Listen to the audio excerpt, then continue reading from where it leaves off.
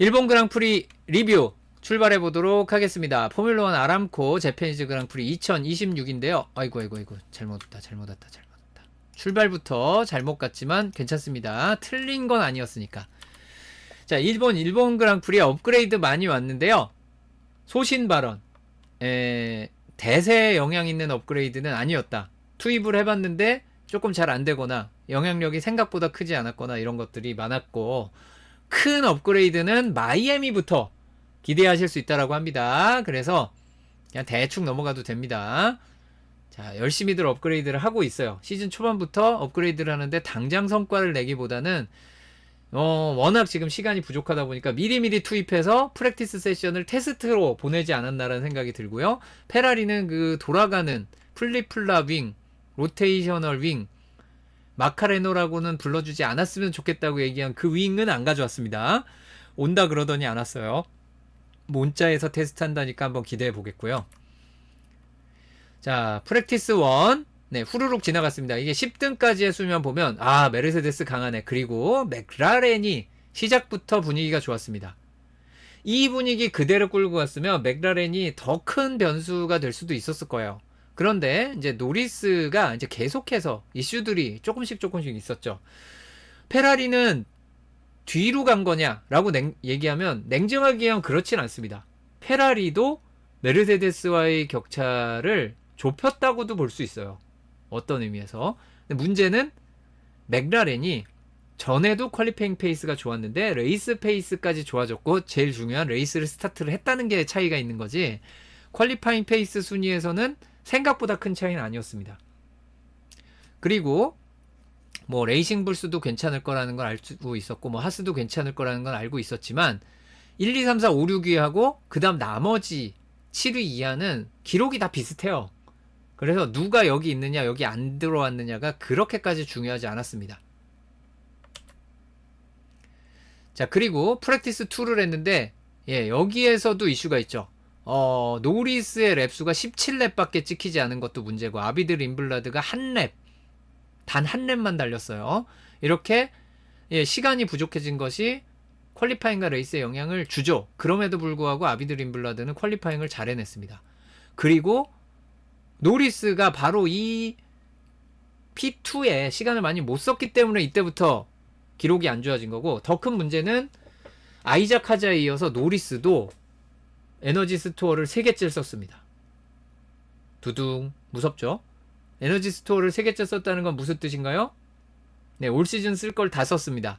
앞으로는 쓰면 페널티죠. 처음 쓸 때 10그리드 페널티입니다. 어마어마한 페널티가 기다리고 있는 겁니다. 시즌 시작하고 3라운드 하는 동안 3개 썼어요. 자, 1년 동안, 심지어 그것도 규정이 원래 2세트인데 올해만 예외로 3개 해준 거거든요. 올해 예외 없었으면 벌써 10그리드 페널티 받고 시작입니다. 3라운드를. 아이작 하자는 중국에서 페널티 받고 시작했겠죠. 그 정도입니다. 그 정도로 올해 파워 유닛이 불안합니다. 그리고 꼭 이게 메르세데스 파워 유닛의 문제인지 단순한 노하우의 문제인지는 아직 확실치 않은 부분이 있어요. 하지만 메르세데스에 비해 커스터머 팀의 문제가 많고, 메르세데스도 문제가 있었습니다. 하지만 커스터머 팀 문제가 좀 더 많았다 라고 할 수 있겠고요. 자, 레이스 시뮬레이션 결과를 보면 색깔이 눈에 하나 띄는 게 있습니다. 메르세데스, 저 아래쪽에 메르세데스만 청록색 2개의 선이 눈에 띄고, 그리고 르클레의 레이스 페이스가 좋았는데, 해밀턴은 무슨 이유에선지 이때부터 레이스 페이스가 안 좋았고, 뭐 실제 레이스에서 경기 후반에 배터리 이슈 얘기가 나오고 있는데, 그것 때문인지 아니면 이런 이슈가 레이스 종반에 발생한 건지 둘 다인지는 모르겠습니다만, 이때도 레이스 페이스에서 이미 차이가 나고 있었습니다. 하드 타이어로 달린 드라이버 중에 레드불이 하드를 썼죠. 그래서 하드로 오래 달린 건 좋은데, 자세히 보시면 가슬리와 후켄버그와 비교해서 과연 레드불은 더 빠른가? 이게 아마 상식적으로 보신다면, 그래, 후켄버그는 좀 올라갔으니까 모른다고 하지만 가슬리와 비교해서 더 빠르지 않다. 그러니까 레이스에서 결과적으로 끝까지 가슬리를 추월하지 못하고 뒷공무니만 쫓아다닌 베르스타펜이 됐는데, 이게 단지 추월하기가 어려웠던 것 뿐이냐, 페이스 자체가 사실 별로 많이 빠르지 않았기 때문에 못 넘어간 것 아니냐 라고 생각할 수 있는 단서가 프랙티스 2부터 있었던 거죠. 미디엄 타이어는 많은 차들이 이런 기록을 냈는데, 피아스트리가 기록이 좀 오락가락했죠. 느린 랩들이 있었는데 빠른 랩만 따지면 페라리에 비해서 아쉬울 게 없었어요.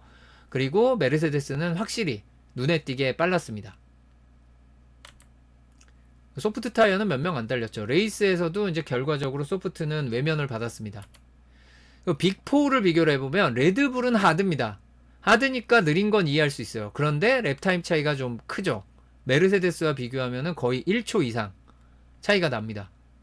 1초면 굉장히 큰 거죠. 그 레이스 53랩 달리면 53초 차이가 난다는 거고, 아코디언 이펙트를 생각하면은 그게 최소 1.5배는 된다는 거니까 거의 한 랩 뒤처지는 수준으로 차이가 나는 거예요. 자, 그러면 이게 미디엄을 썼더라도 1초 안에 들까 말까 하는 수준이라 차이가 좀 있다, 라고 생각하는 아쉬운 페이스가 나오고 있었습니다. 그리고 제가 이제 익스포넨셜로, 지수로 이렇게 비교하는 이거를 예전에 늘 했었는데, 이걸로 비교하는 것보다 제가 이번에 폴리노미얼, 우리말로 뭐냐 다항식일 거야. 아마 다항식일 겁니다. 그냥 폴리노미얼로 보기를 가져왔습니다. 그러니까 위로 꺾일 수도 있고 아래로 꺾일 수도 있습니다만, 이 그래프를 통해서 전반적인 흐름을 이해하는데 조금 더 도움이 될 수 있어요. 처음에는 좀 생소하실 수도 있는데, 보시면 안토넬리가 러셀에 비해서 훨씬 더 타이어 관리도 잘 되고 페이스가 그렇다고 느린 것도 아니었다는 걸 알 수 있죠.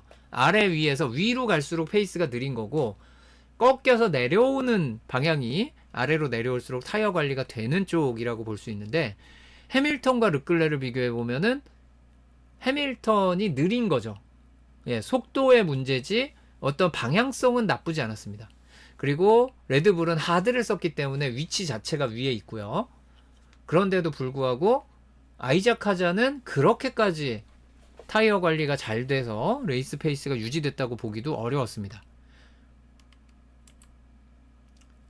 중위권도 이렇게 익스포넨셜 그림이었는데, 중위권의 폴리노미얼은 이렇습니다.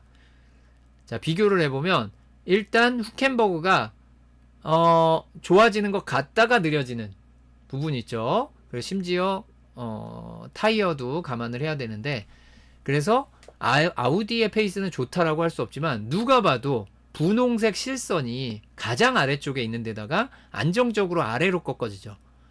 보시면 상당수의 드라이버들이 아래로 확실하게 꺾어지질 않아요. 아까 상위권 팀들은 아래로 확 꺾어지잖아요. 단단한 타이어를 10랩, 15랩 쓰는 동안에는 확실히 타이어가 유지되면서 랩타임이 빨라진다는 게 아래로 꺾여진다는 건데, 그런 그래프가 여기서 제대로 나온 건 사인스밖에 없는데 느리죠. 점선 파란색, 점선 하늘색, 사인스가 어떻게 보면 상위권의 운영인데 전체적인 랩타임이 느려버려요. 그러니까 가슬리가 굉장히 돋보이는 레이스 페이스였습니다. 자, 그리고 프랙티스 3를 했습니다. 이때부터 안토넬리가 미쳐 날뛰고 있습니다. 펜타킬 막 하면서 안토넬리가 그냥 혼자 잘하고 있죠. 이때부터 심상치 않았어요. 그래서 러셀이 프랙티스 3 끝나고 원래 뭐 셋업 조정을 합니다만, 추측건데 조금 더 안토넬리를 따라잡기 위해서 뭐 안토넬리가 하는 식을 참고를 한다든지 뭘 한다든지 해서 건드렸는데, 그게 더 안 좋아지면서 퀄리파잉이 애매해진 거죠. 러셀과 르클레, 피아스트리 이 동네의 차이는 충분히 예상할 수 있는, 최근의 분위기에 그대로 이어지는 거였다면 안토넬리가 좀 많이 빨랐고요. 그 보톨레토나 후켄버그, 베르스타펜은 진짜 퀄리파잉처럼 시뮬레이션을 하는데 반해서 페라리나 맥라렌 그리고 메르세데스는 약간의 룸을 두고 달렸기 때문에 이렇게 기록 차이가 나는 겁니다. 그래서 마치 아우디가 따라잡은 것 같지만 이거는 좀 허상이다. 그래서 6, 7위 사이는 실제로 강이 있다. 저 사이를 가로막는 강이 있다라고 봐야지 되긴 합니다. 자, 그리고 퀄리파잉 Q1을 뛰었는데 누가 떨어졌나요? 여기에서 이제 첫 번째 이슈, 올리버 베어먼이 탈락합니다. 두둥. 자, 올리버 베어먼이 의외의 탈락자가 되는데 이제 베어먼이 1000랩이 빨랐던 것도 아니었어요. 그러니까 1000랩이 엄청나게 빨랐으면은 뭔가를 해봤을 텐데 그 1000랩의 기록을 가지고 가도 뭐 몇 명 상위권의 다른 드라이버들과 비교해가지고 조금은 아쉬울 수 있는 부분이 없지 않아 있었습니다. 자, 그런데 느리진 않았거든요. 근데 두 번째 랩에서 많이 느려지면서 두 번째 랩에서 실수를 하면서 기록을 끌어올리지 못했고 첫 번째 랩 기록만 가지고는 통과하기에 좀 문제가 있었습니다. 저 30.324는 잘못 썼습니다. 네, 숫자가 틀린 게 있다라고 봐주시면 되겠습니다. 올리버 베어먼 1000랩도 안 빨랐어요. 저 숫자를 잘못 썼네. 저런. 어쨌든 Q2에서 또 의외의 탈락자가 나옵니다. Q2에서 의외의 탈락자는 누군가요? 네, 화면에 나오고 있죠. 베르스타펜. 베르스타펜을 탈락시킨 드라이버가 마지막 순간에 아비드 림블라드였다는 게 충격이었습니다. 1분 30초 109의 랩타임을 기록하면서 베르스타펜을 밀어냈어요. 베르스타펜이 이런 식으로 어떻게 보면 같은 계열, 같은 엔진을 쓰는 차에 밀려서 Q3로 간다. 는 경우는 정말 생각하기 힘든 경우였고 Q3 못 간 경우가 굉장히 생각하기 힘든 경우였고 또 이렇게 정상적인 상황에서 Q3 못 간 게 2023 싱가포르 그 말도 많고 탈도 많았던 쿠팡 플레이 현장 생중계 처음 했던 그 경기 이후 이 정상적인 환경에서 Q3를 이렇게 제대로 달려봤는데도 못 간 경기가 되겠습니다. 어쨌든 아이작 카즈와 림블라드는 진출했고 베르스타펜은 떨어졌다는 게 좀 충격인 세션이었고요. 그리고 뭐 사인스는 Q2 간 것만으로도 네, 칭찬받을 일이라 뭐 그게 없지만 콜라핀토가 가슬리와 차이가 많이 벌어지고 있어요. 정말 많이 벌어졌습니다. 요게 시즌 개막 후 점점 심해지고 있죠. 그렇습니다. 과연 이 부분이 어떨지가 궁금하고 다음 후켄버그를 넘어선 보톨레토 이 부분도 눈에 띕니다. 그리고 폴포지션은 안토넬리가 가져갑니다. 러셀에게 모종의 이슈가 있었던 것처럼 보이기도 하지만 어쨌든 지난 경기와 같은 기계적인 이슈라기보단 셋업 이슈라고 볼 수 있기 때문에 이건 안토넬리가 해냈다고 봐야죠. 셋업 이슈도 결과적으로 상당 부분이 또 드라이버가 짊어지고 가야 되는 자기 짐이라 어쩔 수 없습니다. 심지어 0.298초 이건 차이가 컸죠. 왜냐하면 러셀과 피아스트리 두 명의 랩타임 차이가 0.06초 차이가 안 나거든요. 그런데 안토넬리와 러셀 차이가 0.3초 차이가 났어요. 이건 차이가 크죠.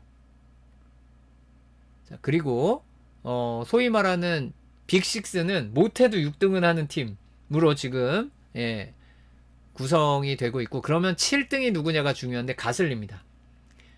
재밌는 부분이 가슬리가 요새 7위에 이름을 올리는 경우가 좀 많죠. 한국 팬들이 좋아하실 거예요. 그런데 요거 이따가 여담으로 말씀드리겠지만 올해 제일 가슴 아픈 거는 후켄버그입니다. 후켄버그가 이 퀄리파잉이 오히려 13위를 해서 다행이라고 할 정도로 11위 많아요. 후켄버그. 근데 가슬리는 올해 7위 많습니다. 그게 예전에도 생각해보면 가슬리가 7위 많았던 이유 중에 하나가 위에 빅3가 있어서 그랬어요. 그때도. 빅3 다음에 가슬리. 그러면 7등이 되는 거죠. 근데 놀랍게 또 레드불이 있을 때는 가슬리가 좀 못해가지고 7등으로 가끔 갔고요. 근데 또 지금 와서 생각해보면 레드불에서 못하는 드라이버가 7등한 게 못한 게 아닌데 라는 생각도 들죠. 일단 각 팀의 퀄리파잉 지표를 보면 안토넬리가 전반적으로 다 빨랐는데 특히 섹터2가 미쳤죠. 저 섹터2에서만 러셀보다 0.2초가 빠릅니다. 어마어마하죠. 그러면 섹터3는 느리냐? 아닙니다. 섹터3도 빨라요. 안토넬리가 얼티미트 랩타임으로 하면은 0.3초 차가 넘어요. 러셀과 얼티미트 랩타임은 베스트 섹터 타임 더한 건데 그 정도로 안토넬리가 정말 빨랐습니다. 그리고 인터미디어트 2가 어디냐면은 스푼에서 130R로 올라가는 길. 그러니까 130R쯤 가면은 이제 텔레메트리 안 나왔잖아요. 요새 뭐 텔레메트리 고장도 많았는데 어쨌든 그러기 전에는 안 나오던 속도 330 시속 330km 가까이 되는데 16등 18등이에요. 야, 이게 말이 되나 싶은 속도인데 심지어 저게 속도가 줄어들고 있는 거죠. 더 빨랐다가. 자, 어쨌든 말도 안 되게 빠른 속도가 나기는 합니다. 예. 그런데 그게 상대적으로 느린 편이었다. 중요한 건 랩타임이 빠르면 되는 거죠. 다음 피아스트리 노리스. 여기는 일단 인터미디어트 2의 순위를 보시면 얘네가 느리구나. 제일 느립니다. 맥라렌이 느린 것은 어제 오늘 일이 아니죠. 자, 하지만 섹터 2의 느린 코너들에서는 강점을 보이기도 했습니다. 그리고 섹터 3는 확실히 힘이 빠졌죠. 이게 6강 안에 든 팀이 맞나 싶을 정도로 섹터 3에서의 전체 순위가 좋지 않은데 다행인 건 섹터 3는 랩타임의 영향이 제일 적은 섹터기는 합니다. 워낙 짧아서. 페라리 같은 경우에는 메르세데스나 이 맥라렌에 비해서 약간은 그 로우 다운포스 성격으로 간 겁니다. 로우 드래그로 간 거예요. 로우 드래그 쪽으로 간 건데 그럼에도 불구하고 섹터 2, 3가 느렸죠. 그러니까 전반적인 엔진의 힘이 부족하기 때문에 약간 로우 드래그로 가서 이제 그런 부분들로 섹터 1의 첫 코너를 향해 갈 때는 이득을 좀 얻지만 요거는 이제 다른 이유들도 몇 개 섞여 있습니다만 어쨌든 그러나 전반적으로 타이어 관리는 좀 불안할 수 있는 그런 방식을 택해서 그랑프리에 임했습니다. 다음은 가슬리인데 이제 가슬리가 놀랍게도 섹터 1도 7위, 섹터 2도 7위, 얼티미트 랩도 7위입니다. 얜 7위를 할 운명을 타고났죠. 인터미디어트 2에서 순위도 잘하면 7위 할 뻔한 8등을 했습니다. 자, 그래서 777이네요. 그러고 보니까 굉장히 좋은 모습을 보여준 반면에 프랑코 콜라핀토 같은 경우에는 섹터 2가 많이 느렸다는 것이 좋지 않습니다. 섹터 2는 랩타임에 큰 영향을 주죠. 섹터 3는 큰 영향을 안 주는 쪽이라면 섹터 2는 굉장히 큰 영향을 줍니다. 다음은 레드불인데요. 레드불은 인터미디어트 2에서 굉장히 빨랐습니다. 보시면 아이작 하자 인터미디어트 2 이게 스푼에서 130R 가기 전에 130R 가기 한참 전이에요. 섹터 2가 나오는 곳이 인터미디어트 2가 무슨 시속 340km를 찍고 있습니다만 그래서 섹터 3가 빨랐냐 아니죠. 자, 그냥 단지 저기만 빨랐던 거고 코너에서 빨랐다고는 보기 어려운 레드불이었습니다. 근데 베르스타펜을 보면은 전체적인 셋업이나 에너지 운용은 비슷했던 것으로 추측이 됩니다. 다음은 아우디, 최고 속도의 아우디인데 어쨌든 인터미디어트 2에서 최고 속도를 내진 않았어요. 그러다 보니까 6위와 9위로 인터미디어트 2 속도가 그렇게 빠르진 않았는데 보톨레토도 그렇고 후켄버그도 그렇고 섹터 3에 투자를 많이 했죠. 어차피 우리는 코너에서 승부가 안 된다. 그러면 가속 구간에 투자를 한다. 이런 부분이 확실히 보였습니다. 자, 누가 제일 빨랐나? 인터미디어트 2에서 아비드 림블라드였죠. 로슨의 기록으로 봤을 때 둘 다 셋업이나 에너지 사용의 방향은 비슷하다 라고 볼 수 있는데 역시 섹터 2에서 림블라드가 잘해줬기 때문에 10그리드에 설 수 있었습니다. 로슨은 섹터 2가 좀 아쉬웠고 섹터 1이 빨랐던 것도 아니죠. 다음은 하스인데요. 이 안타깝게도 베어먼이 전반적으로 이제 다 안 좋은 모습을 보인 반면에 오콘은 섹터 2가 탑 10에 줄 정도로 섹터 2가 탑 10에 든다는 건 의미가 좀 있죠. 섹터 2가 영향력이 큰 곳이고 스즈카의 전반적인 성향과 비슷합니다. 섹터 1이 다운포스나 이런 S커브에서 승부를 보는 거라면 섹터 2가 밸런스가 딱 맞춰져 있기 때문에 섹터 2에서 잘한다는 거는 오콘에게 가망이 있는 결과였습니다. 다음 여기도 로우 드래그로 가고 있지만 어쨌든 전반적으로 성능이 떨어지고 있는 윌리엄스였고요. 로우 드래그로 가서 큰 이득을 못 봤죠. 이 섹터 3에서 사이언스가 탑 10 안에 든 게 큰 의미는 없습니다. 섹터 3라. 그래서 큰 이득을 보지는 못했습니다. 그리고 캐딜락은 전반적으로 느리다라고 할 수 있는데, 보타스가 이제 각각의 섹터로 보면은 그렇게 느리지 않은데, 예, 섹터 2가 좀 많이 느렸죠. 섹터 1, 3나 뭐 인터미디어트 2 속도라 다 좋아요. 다 좋은데 딱 하나 섹터 2. 다시 한번 말씀드리면, 네, 스즈카는 섹터 2 망하면 정말 기록이 안 좋아집니다. 네, 서킷의 가장 특징적인 건 섹터 1이고 기록에 영향을 많이 주는 건 섹터 2고, 뭔가 눈길을 끄는데 막상 기록에 영향을 안 주는 건 섹터 3죠. 예, 스즈카가 그렇습니다. 예, 다음은 이번에 최하위로 전락한 에스턴 마틴. 이거 확실히 캐딜락과도 경쟁이 안 되는 곳이었고, 퍼포먼스를 희생해서 완주에 도전하는 에스턴 마틴이었습니다. 그래서 이제 가까이 퀄리파잉 섹터 타임이 나오는데, 일단 이 그래프에서 눈에 확 들어오는 게 섹터 2 안토넬리죠. 그 어느 곳에서보다도 눈에 확 띄는, 심지어 러셀과 비교해도 눈에 확 띄는 게 섹터 2의 안토넬리입니다. 아, 이것은 그냥 차의 성능만으로 얘기하기는 정말 힘든 부분이에요. 다른 데서 못한 것도 아니고요. 안토넬리가 굉장히 좋았고, 에스턴 마틴이나 캐딜락은 여기 상당수 그래프가 이 한계치를 넘어가는 겁니다. 섹터 3는 안 넘어가는데, 섹터 3가 원래 영향이 없어서 그렇고, 예, 다른 그래프들은 한계치를 넘어가서 그렇지 차이가 좀 더 컸습니다. 이 그래프보다. 그리고 레드불이 섹터 3는 모르겠지만 섹터 1, 2에서는 그냥 중위권 수준이 되어버렸고, 페라리도 섹터 3가 문제가 아니라 진짜 문제는 섹터 2였어요. 섹터 2가 전반적으로 좋지 않은 것이 페라리의 기록을 좀 잡아먹었습니다. 그래서 뭐 이제 퀄리파잉 지표는 그렇다 치고, 맨 오른쪽에 얼티미트 랩, 인터미디어트 2의 최고 속도 비교해서 보시면 생각보다 차이가 크지 않습니다. 다 비슷비슷하죠. 네, 큰 차이가 안 납니다.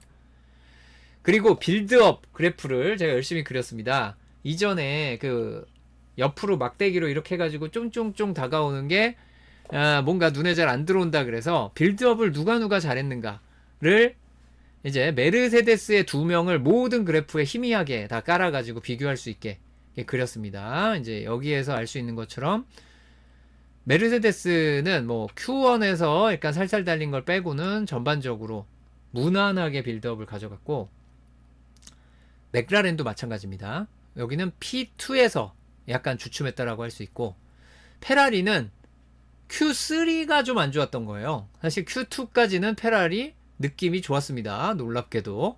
근데 Q3에서 빌드업이 잘 안 됐다. 이런 부분들은 마지막에 짜내는 어떤 기술적인 방법들을 찾아야 되지 않을까라는 느낌이 있습니다. 중위권부터는 그림이 다르죠. 높이가 다릅니다. 자, 다들 빌드업을 얼마나 잘 해나가고 있는가. 바꿔서 말하면 차의 성능이 있는데 드라이버가 실수해서 못한 게 아니라는 거죠. 각 드라이버는 이 트랙 상황이 향상됨에 따라 가지고 짜낼 수 있는 걸 계속 더 짜내고 있어요. 짜낼 게 없는 것 뿐이에요. 이 중위권 드라이버들이 이 부분을 잘해주고 있었고요. 근데 아우디도 막판에 가가지고 더 짜내지 못하는 부분은 개선의 여지가 좀 필요합니다. 개선의 여지가 있습니다. 개선의 여지는 필요한 게 아니죠. 개선의 여지가 있는 거죠. 자, 다음 이제 나름 하스도 베어먼이 좀 아쉽게 됐지만 그게 특별히 이 흐름을 벗어난 게 아니라 그냥 전반적으로 빠르지 않았던 이번 주말의 흐름이 있고, 윌리엄스가 지난 경기 포인트 따고 이번 경기에 뭔가 가능성을 생각하고 있다는 인터뷰를 해서 그렇지 실질적인 전력은 지금 중위권에서도 확실히 떨어진다. 이게 물론 최하위 세 팀으로 묶기에는 이 아래 팀들은요, 일단 P1의 기록이 그래프에 안 나와요. 다르죠? 야, 윌리엄스가 이쪽에 붙어야지 이쪽에 붙을 건 아니에요. 그래서 이 약은 확실합니다. 이 두 팀은 그냥 하늘 위에 있고요.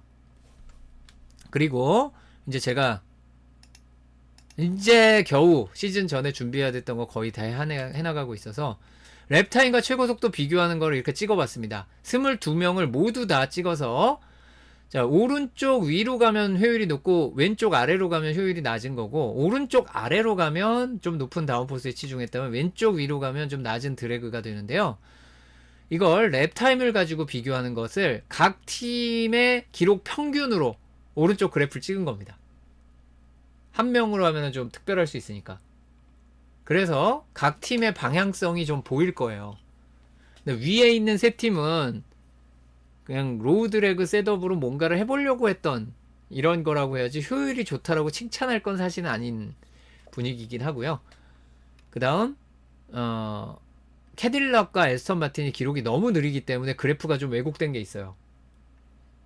캐딜락과 에스턴 마틴을 빼고 생각해보면 윌리엄스가 그 그래프의 왼쪽 끝까지 가서 붙으면 그 레이싱 불스와 레드불도 낮은 드래그 글씨 있는데 갈 거거든요. 그런 점에서 이게 약간 왜곡이 되어 있습니다. 너무 느린 차들 때문에. 근데 재밌는 것은 섹터 1만 가지고 비교를 해봐도 어떠세요? 이 오른쪽에 팀의 로고를 한번 비교해보세요. 이게 섹터 1만 비교한 거고요. 이게 랩타임이거든요. 큰 차이가 없죠. 큰 차이가 없습니다. 자, 어쨌든 섹터 1만 비교했을 때 섹터 1이 강했던 페라리가 전체적인 최고 속도는 느리게 나온 편이죠.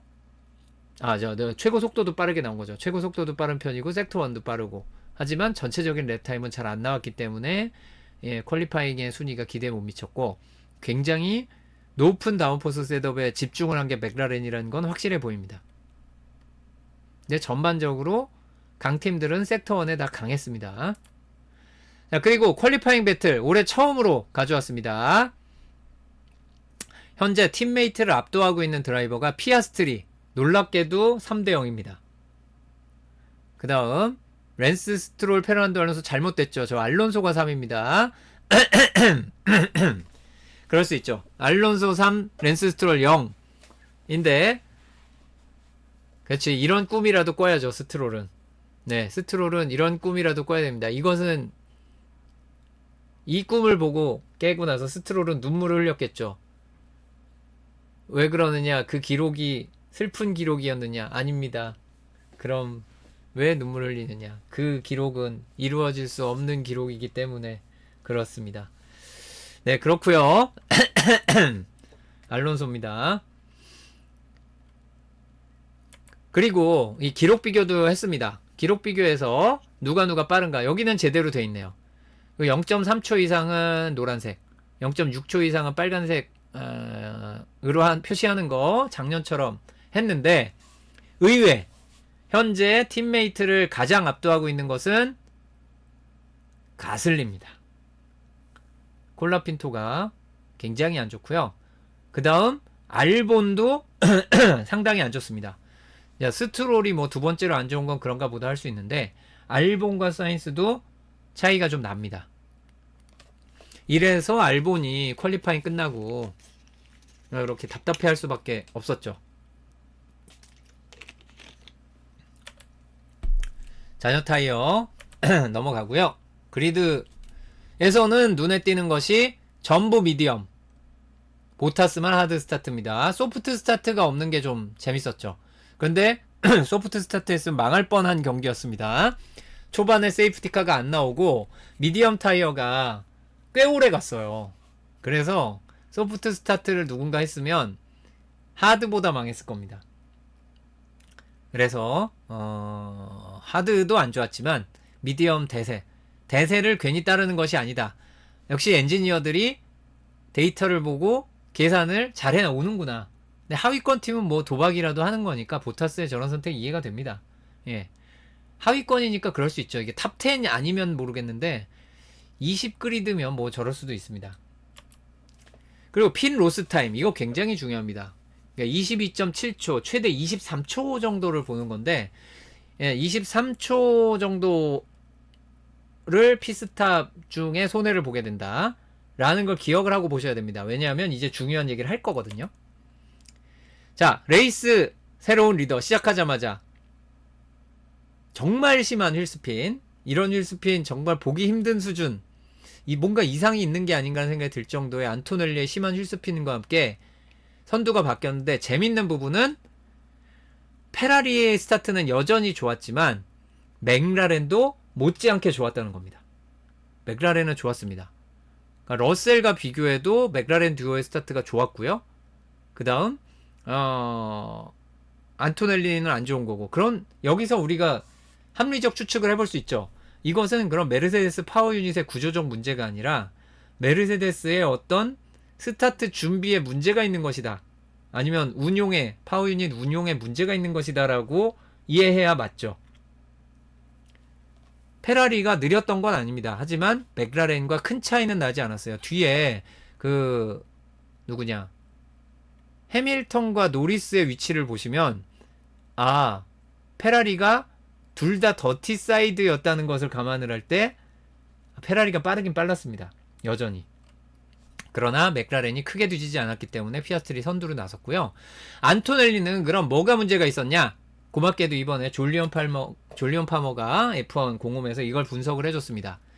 이 텔레메트리 제가 오늘 설명을 드리는 시간을 갖도록 하겠습니다. 자, 맨 위에가 스티어링입니다. 좌우로. 이 스타트에서는 의미 없죠. 이거 첫 코너 진입할 때쯤 되기 전에는 아무 의미 없습니다. 스티어링은. 자, 그리고 이건 RPM입니다. 엔진 회전수. 그리고 이거 스피드입니다. 스타트하면 쭉 올라갔다가 코너에서 이제 속도 줄어들었다 하겠죠. 진짜 이게 힘이 어마어마합니다. 이게 모터의 힘 때문에 이게 말이 되나 싶은 그냥 쭉 올라가요. 자, 어쨌든 그 다음 이제 스로틀 브레이크인데 여기서 주로 스로틀만 보시게 되니까 스로틀이라고 생각하셔도 돼요. 가속 페달, 악셀. 우린 다 스로틀이라고 앞으로 하기로 해요. 자, 그런데 첫 번째 놀라운 것. 자, 파란색 피아스트리인데요. 이거 보이시나요? 이 RPM? 요 졸리온 파머도 이거 보고 혀를 차는 이게 사람이냐? 자, 이게 엔진 회전수 1500에 아이들 돌린 거 아닙니다. 애매하게 스로틀 페달 밟고 있는 거예요. 발 띄고 아이들이 아니에요, 이게. 이 지극히 인간적인 안토넬리를 보세요. 이게 꿈틀꿈틀하죠. 그렇지, 그럴 수 있지 사람이. 자, 꿈틀꿈틀하죠. 그럴 수 있습니다. 이게 사람이지. 근데 요거는 이제 경험 많은 F1 드라이버들은 어느 정도 조절합니다. 근데 더 무서운 부분은 그래서 RPM이 스타트 할 때 자, 회전수가 뚝 떨어지죠. 힘을 싹 빼면서 출발하니까. 그리고 나서 서서히 밟아서 올라가는데 한 번도 스파이크가 없어요. 한 번도 스파이크가 없어요. 이거 미쳤죠? 변속 하면서 이제 그때 스파이크 나오는 거지. 가속을 이런 걸 보고 우리는 완벽했다라고 합니다. 완벽했다. 그런데 안토넬리는 어떤가요? 자, 회전수가 일단 더 높아요. 높은 게 안 좋은 거죠. 적정 회전수에 맞춰서 낮은 회전수여야 휠스핀이 안 합니다. 너무 세게 밟으면 헛도는 거예요. 그래서 이 냉정하게 이 반응한 파란색 색깔도 잘 골랐네. 어쨌든 이 피아스트리 같은 사람인가 싶은 이런 스타트가 대단한 건데, 안토넬리 여기 이거 왜 올라가나요? 휠스핀입니다. 이 그립이 없으니까 갑자기 회전수가 튀는 거예요. 이래서 이게 그 연기 나는 그 휠스핀, 이런 휠스핀이 지금 엄청나게 많이 난 겁니다. 그래서 이건 안토넬리의 대실수다. 뭐 2년 차니까 이해합니다. 어쨌든 안토넬리의 초인간적인 면을 보여줬다. 네, 그렇습니다. 초인간적인데 이건 심했죠. 그래서 여기 보시면 스로틀 페달 조작하는 거 보세요. 안토넬리 스로틀 페달이 꿈틀하죠. 꿈틀해요. 그런데 파란색 페달 보면 그냥 일자로 가다가 슥 밟습니다. 꽉도 안 밟았죠. 혹시나 휠스핀 날까봐 애매하게 살짝 조절해 주면서 점점해서 꾹 밟죠. 여기 꾹 밟은 거예요. 꾹 밟을 때까지의 움직임. 그런데 안토넬리는 빨간색 이미 좀 시게 밟고 있죠. 그러다가 어이쿠 하고 늦추죠. 휠스핀 나가지고 어이쿠. 네, 힐스핀 어이쿠입니다. 그랬다가 이제 뒤늦게 따라가죠. 이게 6등까지 밀린 거예요. 요 정도면. 저게 메르세데스의 문제 아니냐, 안토넬리만 그런 게 아니라 메르세데스 차의 특성 아니냐 라는 사람들 때문인지 이건 좀 확대를 한 겁니다. 이 1번 코너까지만 확대를 해서 좀 늘어났는데, 피아스트리와 러셀을 보여주는 거예요. 자, 러셀도 약간은 올라갔다 내려오는데 아까 안토넬리랑 다르죠. 러셀도 냉정한 드라이버입니다. 자, 그래서 러셀도 깔끔하게 반응을 하는데 여기 보시면은 여기 약간의 그 텔레메트리상의 차이가 있어서 그렇지 이게 뭐 반응이 더 빨랐다 그건 아니에요. 근데 깔끔하게 내려갔다 올라가는 게 똑같습니다. 그런데 거의 비슷한 조작을 했는데 여기 올라가 가지고 마지막 순간에 변속을 하게 되는 타이밍까지가 여기 좀 느려지죠. 러셀이 빨간색이 좀 느립니다. 이런 게 피아스트리한테 밀리는 부분이라고 할 수 있겠고, 여기도 보면 파란색과 빨간색이 이렇게 교차되는 게 있어서 별 차이가 없어 보이지만 여기에서 이 RPM의 차이에서 벌써 차이가 느껴집니다. 자, 이게 베테랑들은 다 이렇게 합니다. 그런데 피아스트리는 좀 심했어요. 너무 일자 아닌가? 아무리 그래도 어쨌든 안토넬리가 잘못했다. 뭔가 다른 이유를 찾으려고 열심히 노력해 봤는데 그냥 안토넬리의 실수였습니다. 자, 그리고 정말 큰 사고가 났습니다. 올리버 베어먼의 사고가 났는데 요거는 뭐 좀 이따가 얘기를 하겠지만 이래서 세이프티카가 나온 것이 이 경기에 아주 큰 변수가 됐죠. 왜냐하면 안토넬리 입장에서 집 나갔던 트로피가 돌아왔어요. 집 나갔던 트로피가 돌아왔습니다. 누군가들에게는 여러 명이 굉장히 억울한 순간이 됐고, 누군가에게는 정말 하늘이 갑자기 저쪽에 줬던 걸 뺏어가지고 이쪽에 준 그런 느낌이 됐습니다. 어쨌든 베어먼이 다치지 않은 게 다행일 수준의 아주 큰 사고가 났습니다. 그게 GPS가 또 고장이 나서 올해 이 고장이 너무 심해요. GPS가 예년에 1년에 한 번 있을 만한 게 3경기 동안 다 나온 것 같아요. 그 정도로 심한데, 그래서 GPS로 정확한 데이터는 없지만 다른 랩에서의 데이터로 추정컨대 잔디밭으로 나갔을 때는 시속 300km가 훌쩍 넘었던 것으로 보이고요. 부딪힐 때는 일단 기록에 나왔기 때문에 50G의 충격이 있었다라고 합니다. 50G입니다. 50G. 어마어마한 충격이죠. 베어먼이 안 다친 게 천만다행입니다. 여기서의 다쳤다는 이제 골절 같은 거. 다행히 골절은 없다 그래요. 타박상이 없을 순 없죠. 예. 이게 모든 뭐 인대 늘어나고 이러는 거는 없으면 이상한 거고요. 골절이 심하게 안 난 것만 해도 다행입니다. 예, 천만다행입니다. 자, 그리고 그 세이프티카 상황 때문에 안토넬리가 선두로 올라옵니다. 그러면 안토넬리는 정말 모든 걸 잘못했는데 하늘이 떠먹여준 것이냐? 꼭 그렇지는 않다는 거. 세상에 그런 건 없죠. 그렇죠. 내가 잘한다 그래서 꼭 이기는 것은 아니지만 저런 기회가 돌아오기 위해서는 뭔가가 있었어야 됩니다. 여기에 무슨 일이 있었는지 한번 살펴보도록 하죠. 그리고 제가 올 시즌 정말 뒤늦게 했었어야 되는데 워낙 일이 많고 그래서 못했던 여러 가지 그림들 또 다 정리해서 보여드리겠습니다. 자, 일단 메르세데스입니다. 러셀에겐 굉장히 운이 없는 상황이 되기는 했지만 메르세데스 입장에서는 전략적으로는 최선의 선택을 해준 겁니다. 올리버 베어먼의 사고 타이밍이 너무나 억울한 타이밍에 난 것 뿐이지 메르세데스는 최선을 다해줬어요. 스타트에서는 또 한 번 망했습니다. 러셀은 4위, 안토넬리는 6위까지 프론트로 스타트라는 것이 무색할 정도로 또 4위, 6위까지 갔습니다. 그리고 선두까지 올라갈 때 누군가 피스탑 하기 전까지 선두로 못 올라갔죠. 중간에 한번 러셀이 한번 앞서가 보기는 했지만 결과적으로 제추어를 당했습니다. 그리고 나서 안토넬리가 꾸준히 순위를 끌어올려가는 와중에 러셀이 이제 다른 먼저 피스탑한 드라이버들을 방어를 하기 위해서 최대한 버티다가 들어갑니다. 그리고 세이프티카가 나와서 안토넬리가 그 다음 랩에 들어가죠. 즉 러셀이 세이프티카 나올 랩에 가장 먼저 피스탑을 한 드라이버였고 그 다음 랩에 가장 먼저 피스탑한 게 안토넬리였어요. 그러니까 정말 타이밍이 누군가에게는 불운했던 거죠. 그럼 단순히 타이밍의 이슈 뿐인가?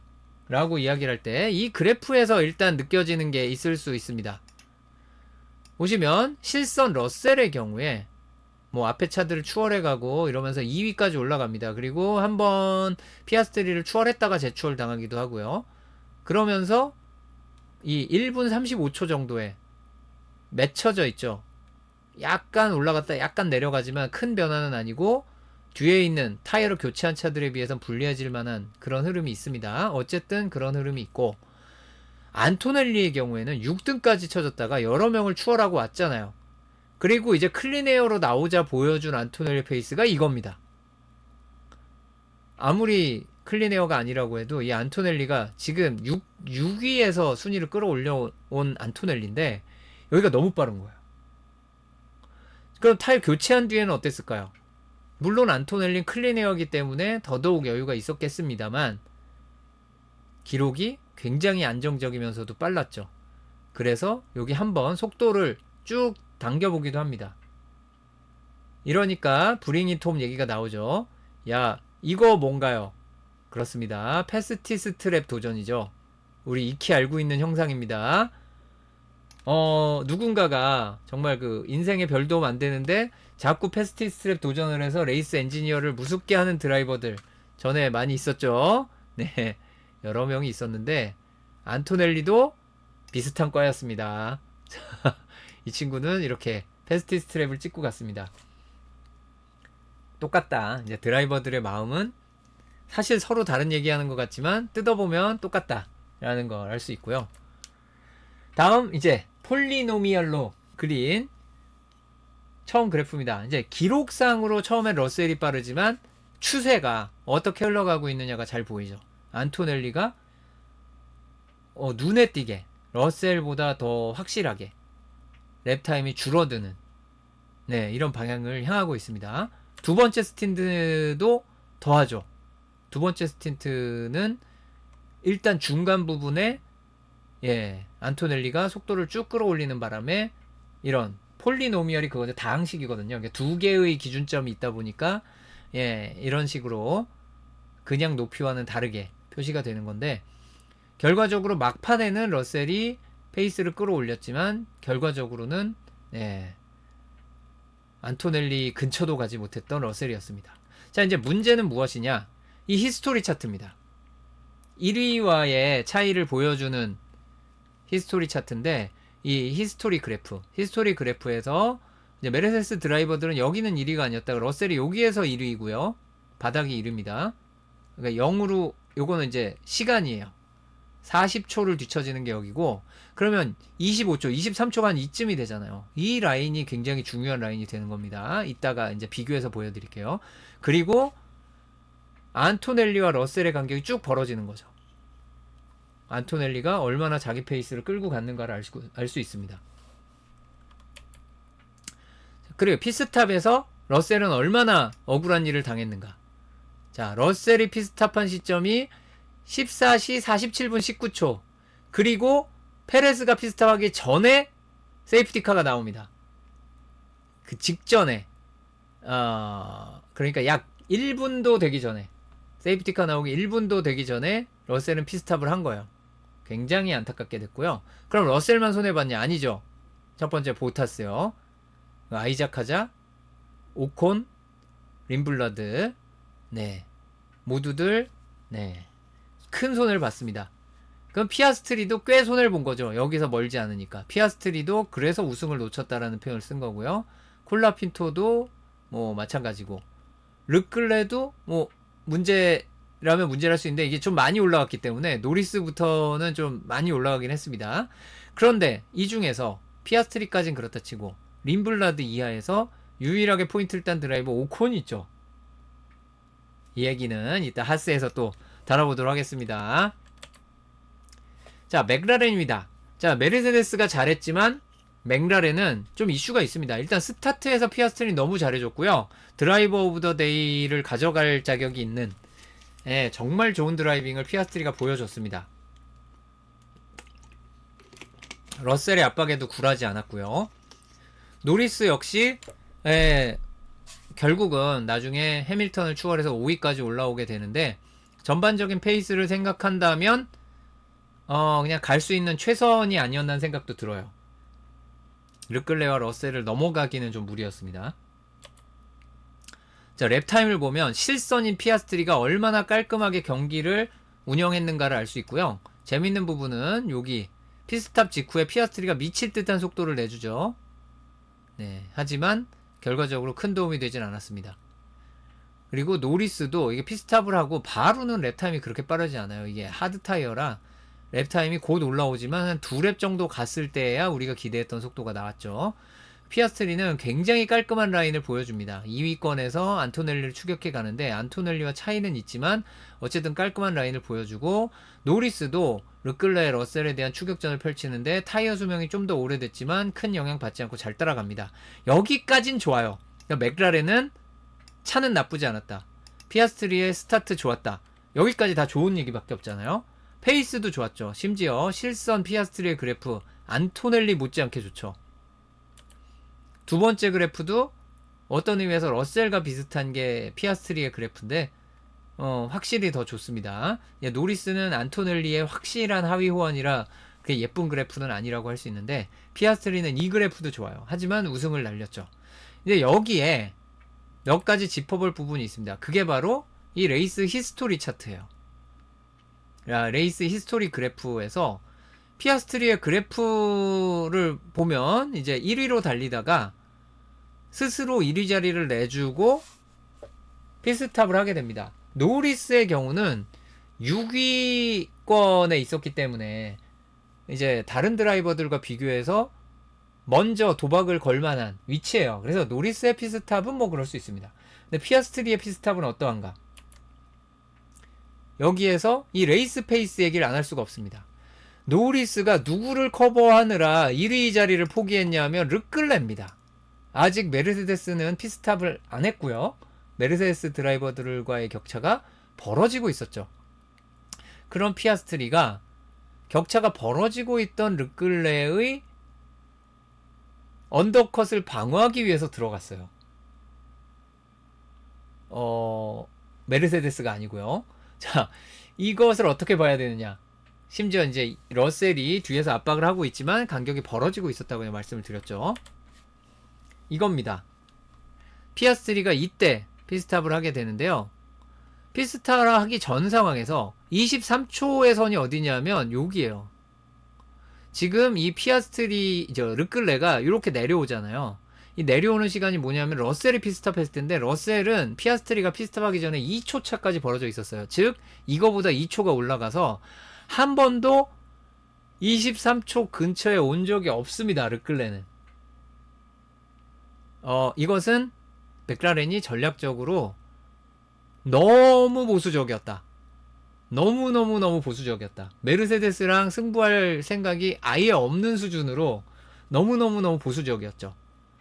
라고 밖에는 볼 수 없습니다. 아까 그 그래프를 제가 왜 보여드렸냐면 피아스트리, 르클레는 이 그래프가 상향을 하고 있는데 피아스트리는 상향을 하고 있지 않은, 그러니까 타이어가 유지가 되고 있는 상황이었어요. 타이어도 남아있고 위협도 없는데 1위 자리를 내주고 들어간 거예요. 이거는 크죠. 1위 자리를 왜 내줘요? 라는 게 되는 겁니다. 이거는 좀 이상한 선택을 했어요. 피아스트리가. 23초라는 간격이 있는데 25초가 넘는 간격에서 이것은 마치 우리는 피스탑이 무조건 한 5초는 걸릴 것이다. 이런 식으로 경기를 최근 2년 동안 안 했거든요. 이게 피스탑이 느려질 것이다라는 예상인데 맥라렌이 심지어 피스탑을 잘하는 팀이잖아요. 올해 페라리가 아무리 빠르다 그래도 이미 페라리는 했고, 자, 맥라렌이 지금 캐딜락처럼 피스탑을 하는 팀이 아닌데 선택할 이유가 없는 선택을 했습니다.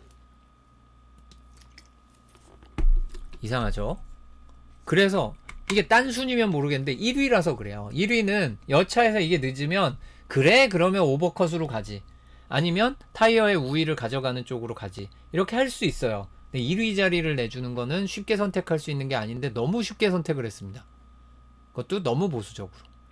말이 좋아서 보수적이지, 좀 만약에 좀 공격적으로 얘기를 하면 안 되는 피스탑을 한 거예요. 이건. 자, 이게 히스토리 차트에 나오는 실제 랩타임 기록들입니다. 보시면 63번이 러셀이고 81번이 피아스트리인데 계속 압박을 하고 있었죠. 그런데 13랩째 이게 1초 이상으로 벌어집니다. 0.5메가줄, 500kJ를 더 쓸 수 있는 그 상황을 포기했죠, 러셀이. 이제 못 버텨. 그리고 이 격차가 1.1초, 1.3초로 벌어집니다.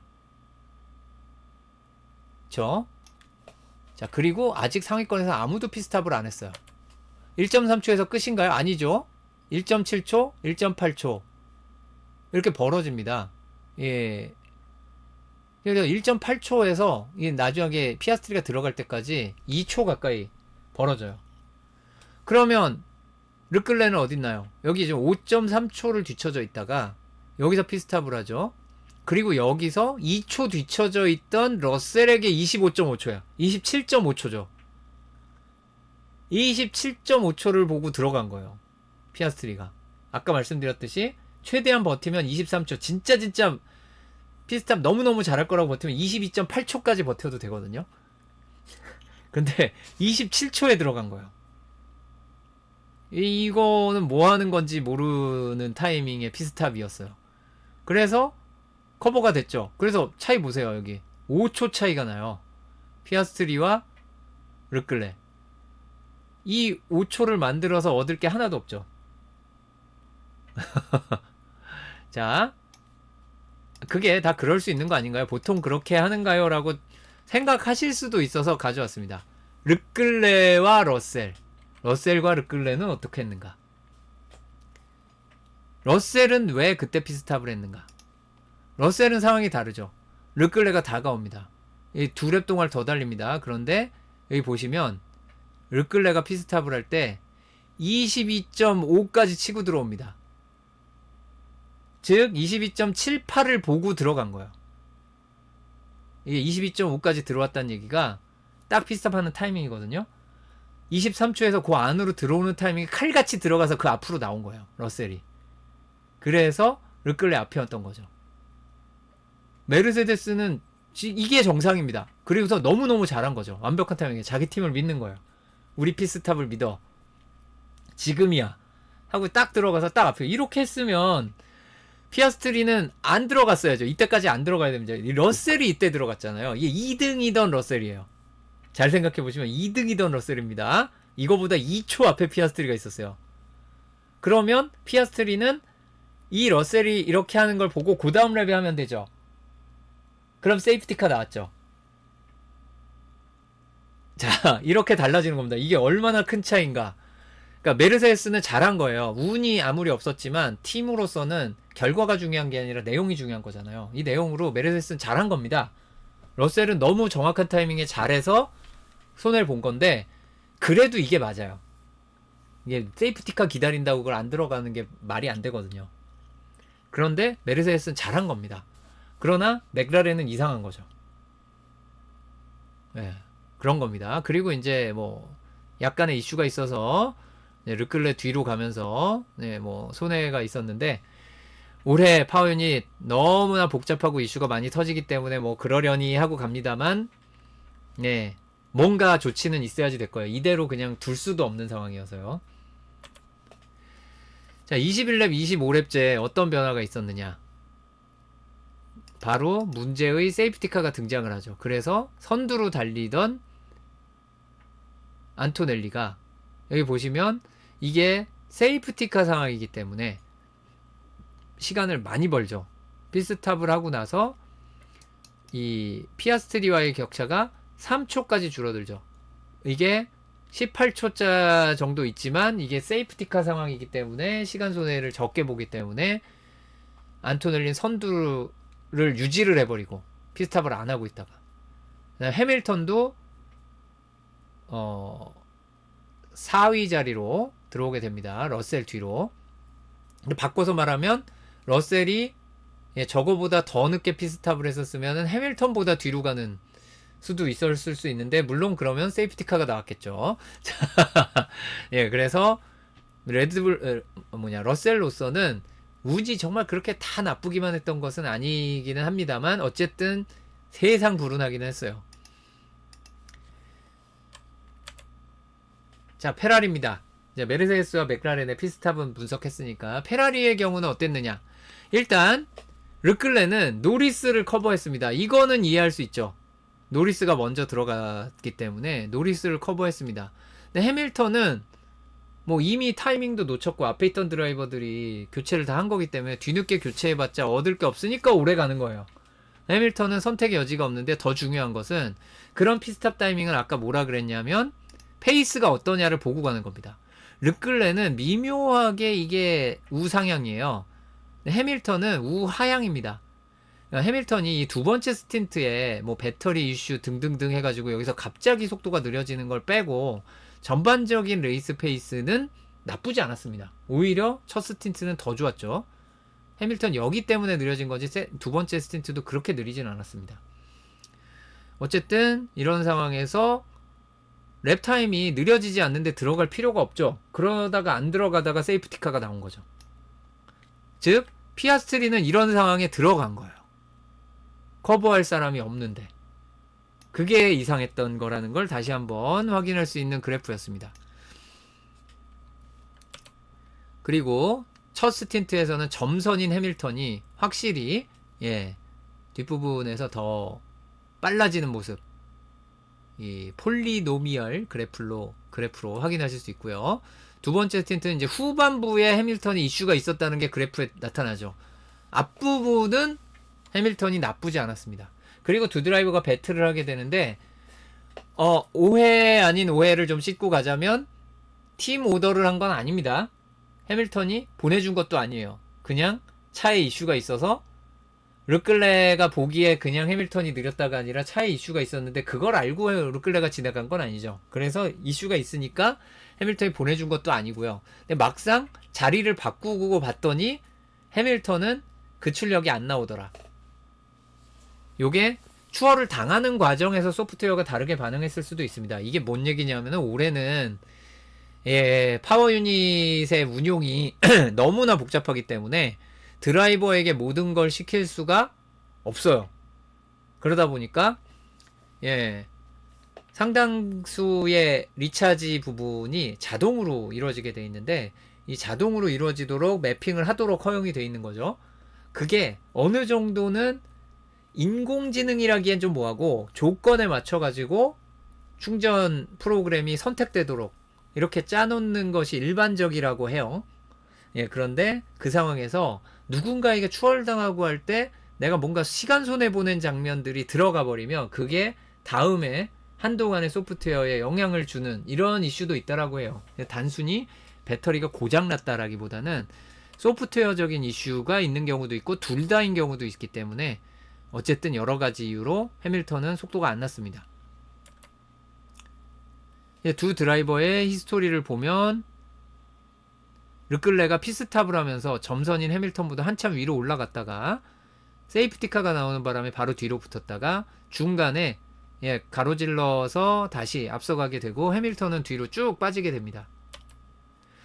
이제 빅3 팀 드라이버들의 모든 기록을 종합해보면 이렇습니다. 다시 한번 안토넬리가 군계 1학이라는 게 보이죠. 두 번째 오른쪽 그래프에서 혼자 저 아래 아무리 클린에어라고 하지만 달아나는 모습 볼 수 있고 앞서서 첫 번째 스티트 세이프티가 나오기 전에 피아스트리도 클린에어였어요.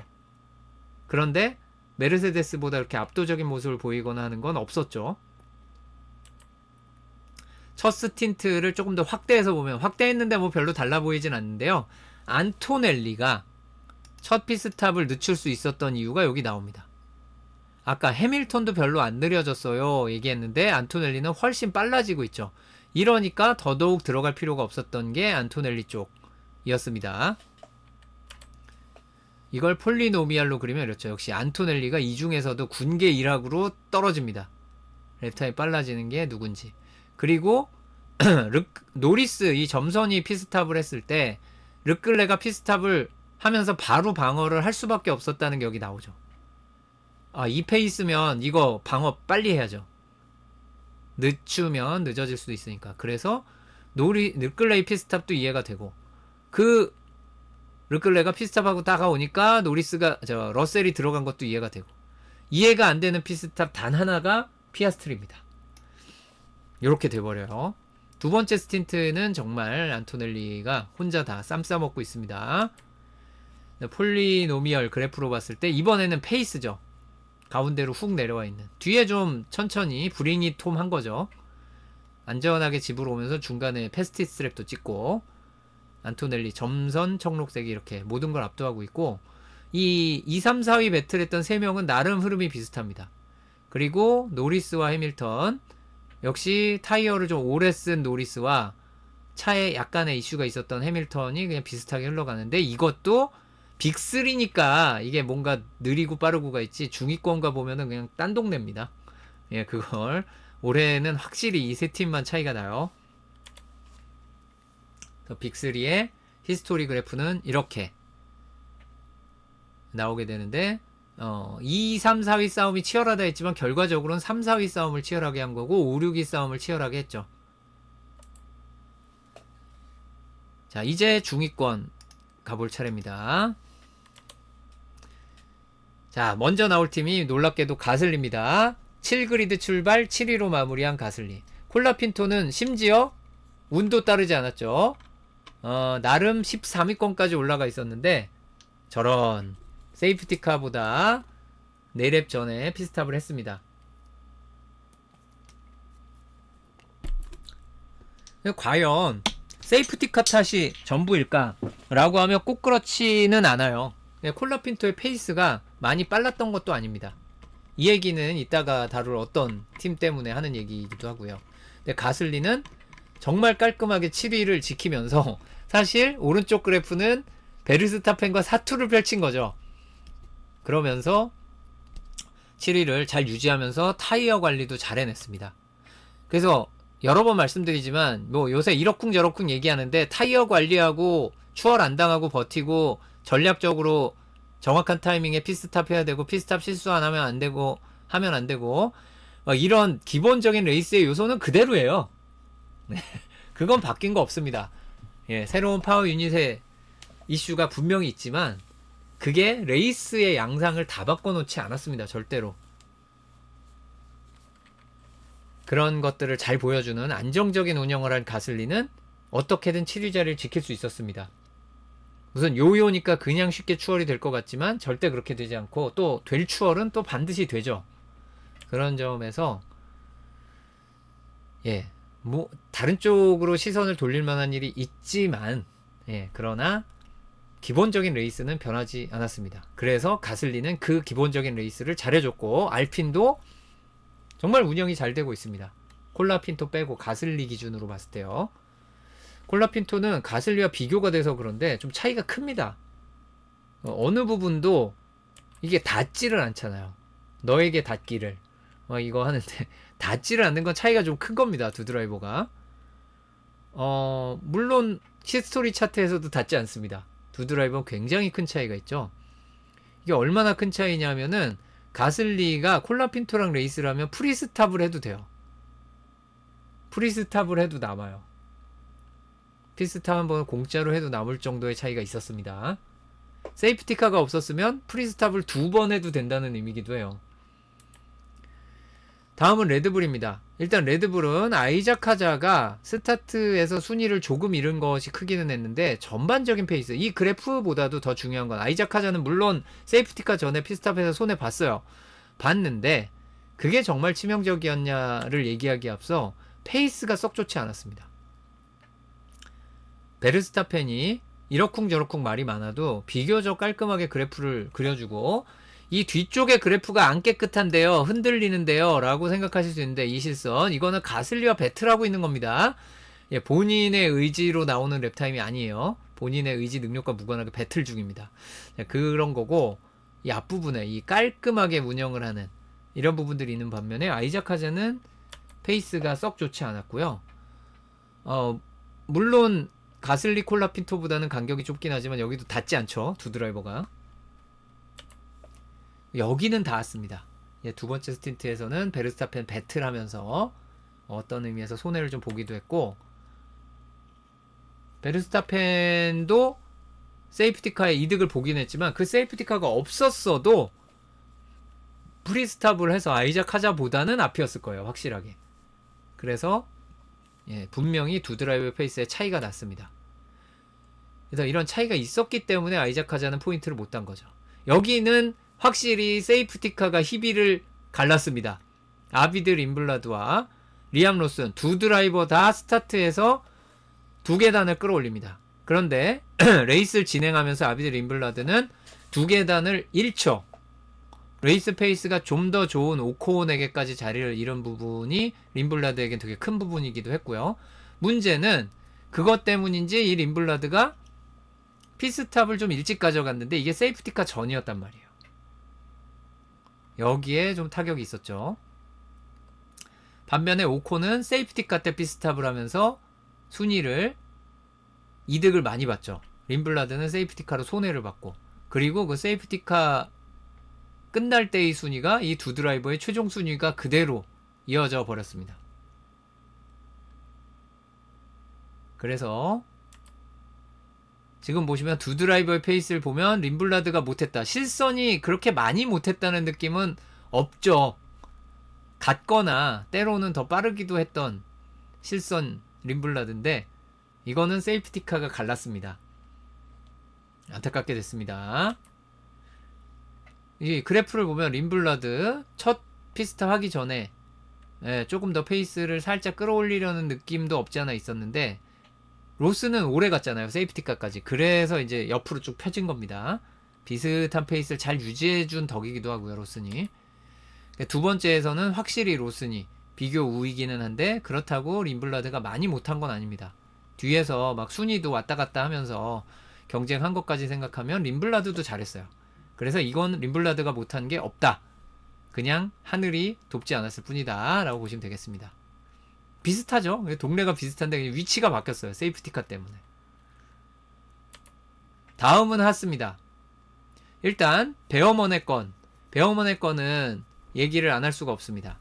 일단 베어먼은 중위권에서 순위를 좀 끌어올렸죠. 스타트에서. 그리고 나서 다른 차에게 오래 막혀 있다가 다른 또 몇몇 차들이 피스탑을 하는 걸 보고 베어먼도 피스탑을 해가지고 좀 앞으로 가볼 생각을 했습니다. 그런데 이제 콜라핀토와 속도 차이가 나는 장면의 문제였죠. 자, 여기서의 이슈. 이거 누구 잘했다 잘못했다 이거 아닙니다. 또 괜히 욕하지 마세요. 콜라핀토가 200R이죠. 그러니까 헤어핀에서 스푼으로 가는 길. 그 중에서도 두 번째 에이펙스 쪽. 여기에서 속도 차이가 굉장히 많이 납니다. 이것은 현재 파워 유닛 시스템 하에서는 충분히 생길 만한 상황입니다. 속도 차이가 굉장히 많이 났어요. 지금 분석에 따라서는 시속 50km 이상 차이가 났다 그러는데 이게 이전에는 얼마나 차이가 났나요? 옛날에는 스푼 가기 전에 그래도 시속 30km 넘게 차이 나는 적은 있었어요. 네, 30km와 50km는 좀 차이가 커서 굉장히 큰 차이인 건 맞습니다. 그럼 이 경기에서 50km씩 차이 난 게 그 장면 하나냐 하면 그건 아니에요. 다른 차들도 그렇게 차이 나서 추월해간 일들이 있었습니다. 조금 의미는 다르지만 당장 러셀도 스푼으로 향하는 길에 이슈가 생겨가지고 그것 때문에 르클레가 갑자기 공짜로 순위를 번 장면이 있었고요. 아이작 하자도 중간에 차 이슈가 있어서 갑자기 속도가 느려지고 후켄버그가 지나가는 적이 있었습니다. 이 두 가지 건수에서 위험한 장면도 없었는데 왜 베어먼은 사고가 났느냐. 그 장면에서 느리게 가는 차들이 알아서 오른쪽 라인에 붙어서 지금 속도가 느리니까 바깥으로 밀리지 않거든요. 200R 정도의 코너에서 밀리지 않을 수 있어요. 근데 내가 속도가 느리기 때문에 왼쪽으로 뭔가 빠르게 갈 수도 있다는 생각을 해서인지 차가 지나가는데 라인을 움직이면서 방어하는 기동을 하지 않았어요. 그런데 콜라핀토는 그 상황에 베어먼이 다가오자 가까워졌을 때 트랙 중앙으로 움직였죠. 느리게 가면서도. 이게 차이가 있었습니다. 그래서 베어먼이 그걸 피하려다 잔디밭으로 간 거예요. 그럼 그런 콜라핀토가 하는 행동이 잘못된 거냐? 현행 구정상은 아예 문제가 없다라고는 할 수는 없지만 크게 문제가 될 건 아닙니다.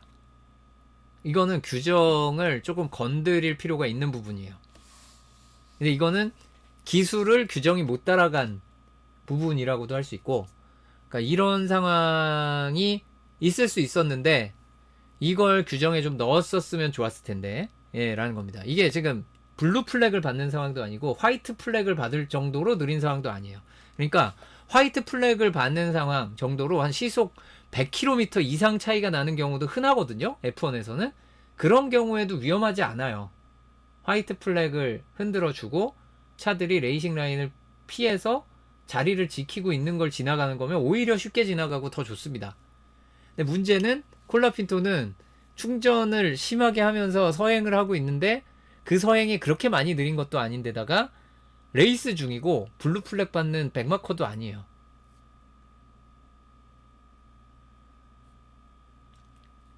자, 그럼 과연 이걸 규정을 어떻게 건드릴 것이냐라고 질문을 하게 되면 굉장히 답답해집니다. 왜냐하면 쉬운 답이 없어요. 그렇습니다. 시속 몇 킬로미터 이상 나면은 화이트 플렉을 내도록 할까요? 이거 이상하잖아요. 이상하죠? 속도계 보면서 화이트 플렉 내고 이러지 않거든요. 자, 그 다음에 내가 충전을 할 때는 방어하면 안 됨. 이런 식으로 하면 또 이거의 부연 설명이 산더미처럼 붙으면서 조건, 예외 조건 이런 거를 하는 게 벌써부터 머리가 하얘질 정도로 너무나 복잡해요. 너무나 많은 일들이 걸려 있어요. 이걸 도대체 어떻게 건드려야 되지? 그러니까 규정이 기술을 못 따라갔는데 더 중요한 건 따라갈 수 있을까라는 약간 회의가 들어요. 이걸 어떻게 규정에 넣을 수 있지? 네, 어렵습니다. 이런 부분들이. 그래서 과연 해결이 될 수 있을지 잘 모르겠습니다. 뭐 똑똑하신 분들이 회의를 한다니까 네, 잘 찾아보겠죠. 그러니까 다시 한번 말씀드리면 콜라핀토가 다른 드라이버들처럼 움직였으면 별일이 없었겠지만 그렇게 해야 될 의무가 없어요. 분명히 레이스를 하고 있는 중인데 그걸 강요할 수 없습니다. 아무도. 그래서 이 부분이 쉽지 않은 부분입니다. 다음은 오콘입니다.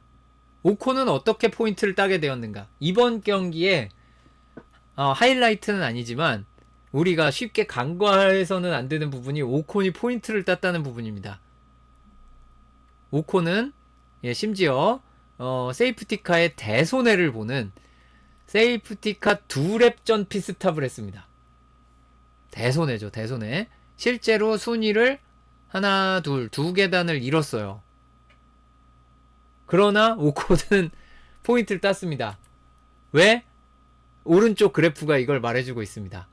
오콘이 포인트를 딴 이유가 저 그래프 안에 있는 거죠. 페이스가 좋았어요. 페이스가 좋으면 됩니다.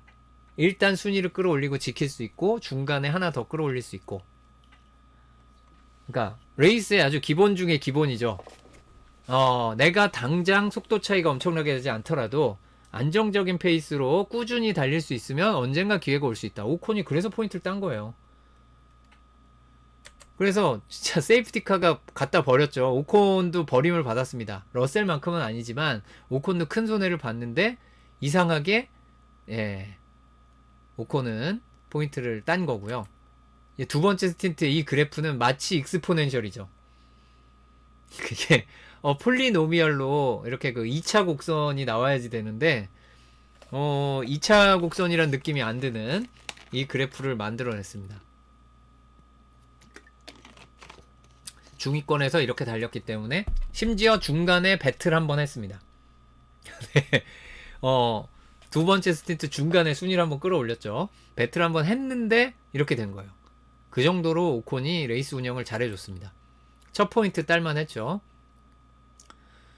그리고 잘 보시면 안토넬리보다 꾸준히 느린데 안토넬리와 격차가 벌어지는 간격이 일정하죠. 네, 정말 잘해줬습니다. 다음은 아우디입니다. 아우디 같은 경우에는 두 드라이버가 모두 세이프티카 상황에 피스탑을 했습니다. 두 드라이버가 모두 이득을 얻었죠. 그러나 보톨레토는 세이프티카가 끝난 다음에 오콘에게 밀리면서 포인트권 밖으로 밀려냈고 거기서 끝난 게 아니라 11위가 아니라 13위까지 점차 밀려납니다. 왜? 이 미묘하게 페이스가 안 좋은 부분들이 보톨레토 발목을 잡은 거죠. 지금 실선 후켄버그와 비교해서 많이 못한 것도 아니에요. 많이 못한 거 없습니다. 그러나 미묘하게 안 좋았어요. 그래서 결과적으로 이 두 번째 스틴트에서 보톨레토 순위가 밀리게 되는, 이 오콘의 경우가 정반대입니다. 레이스에서의 페이스가 첫 스틴트는 그렇게 나쁘지 않은데 두 번째 스틴트에서 확실히 밀렸죠. 미묘하게 빨랐던 후켄버그가 오히려 순위가 더 높았습니다. 결과적으로. 그래서 중간에 37, 8렙쯤에 두 드라이버 순위 바뀌고 그 다음 후켄버그가 앞에 있는 오콘을 따라가면서 끝났는데 오히려 안 좋아. 후켄버그는 또 11위로 레이스를 마무리하고 말았습니다. 올해 후켄버그가 11 그리드를 차지하거나 최종적으로 11위를 기록한 게 너무 많아요. 너무 많습니다. 궁금하시면 찾아보세요. 네, 불쌍할 지경입니다. 차라리 한 15위, 17위 하면 아유, 저 다음에 잘하자. 이번엔 좀 안 됐네. 망했네. 뭐 그냥 이렇게 하고 갈 텐데 계속 11위 하면 좀 기분이 좀 그럴 것 같습니다. 그래서 중위권을 한꺼번에 놓고 비교해보면 딱 두 드라이버가 눈에 띄어요. 누구냐면 베르스타펜과 가슬리죠. 치열하게 배틀을 했습니다. 첫 스틴트에서도 보라색, 분홍색 실선과 파란색 실선 두 개만 아래쪽에 내려와 있고, 베르스타펜이 후반에 좀 따라가는 게 있었지만 초반에 손해본 것도 있어서 비슷했고요. 후반에도 마찬가지입니다. 후반에도 가슬리와 베르스타펜만 치열한 배틀을 펼쳤고요. 나중에는 후켄버그가 그 페이스를 따라잡는데 이미 좀 많이 뒤로 가 있었고, 오콘은 자기 페이스만 유지해도 순위를 지키는데 문제가 없었습니다. 자, 이렇게 잘 보시면 오콘도 계속해서 로슨의 뒤를 따라 붙었죠. 로슨과 오콘이 계속 붙어서 달렸습니다. 근데 순위 변화가 없었을 뿐이고 결과적으로는 로슨도 잘 막아낸 거라고 할 수 있습니다. 뭐 요새 규정이 어쩌니 말을 하지만 잘 막으면 막아진다. 추월할 놈들은 다 추월하고 막을 놈들은 다 막는다. 라는 게 보여지고 있습니다. 근데 베르스타펜은 냉정하게 얘기해서 가슬리를 넘어갈 페이스가 없었다라는 게 문제입니다. 그만큼 지금 레드불이 안 좋아요. 윌리엄스는 재밌는 게 있죠. 오른쪽에 이게 중계 화면에는 잘 안 나왔지만 이거 보이시나요? 이건 뭘까요?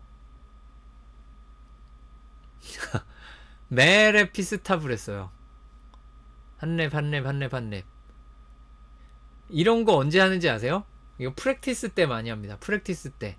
왜 프랙티스 때 하냐면은 프론트윙 교체하고 상황 보고 바로 다음 상황에 같은 타이어로 또 프론트윙 다른 걸로 한번 달려보고 요거 한 거예요.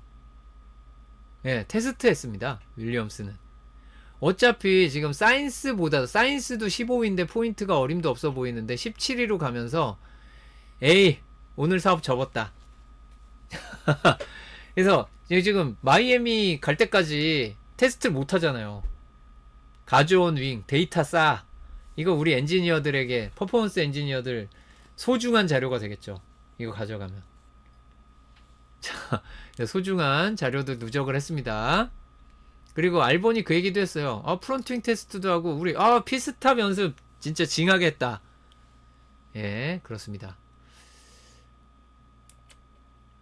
그 페이스를 보면 실선의 알본과 점선의 사인스 다를 게 없죠. 두 드라이버 모두 최대한을 해주고 있지만 단지 느릴 뿐, 알본이 느려서 한 게 아닙니다. 그렇다고 사인스보다 왕창 빠른 것도 아니니까 따라가기도 어렵겠죠. 그러니까 테스트를 한 겁니다. 두 드라이버의 페이스는 어떤 그래프로 보더라도 비슷비슷합니다. 심지어는 비슷한 동네에서 달렸어요. 그리고 피스탑 연습을 하느라 저기서 차이가, 피스탑 연습과 프론트윙 테스트를 하느라 저런 차이가 쭉 생겼고요. 다음은 캐딜락입니다.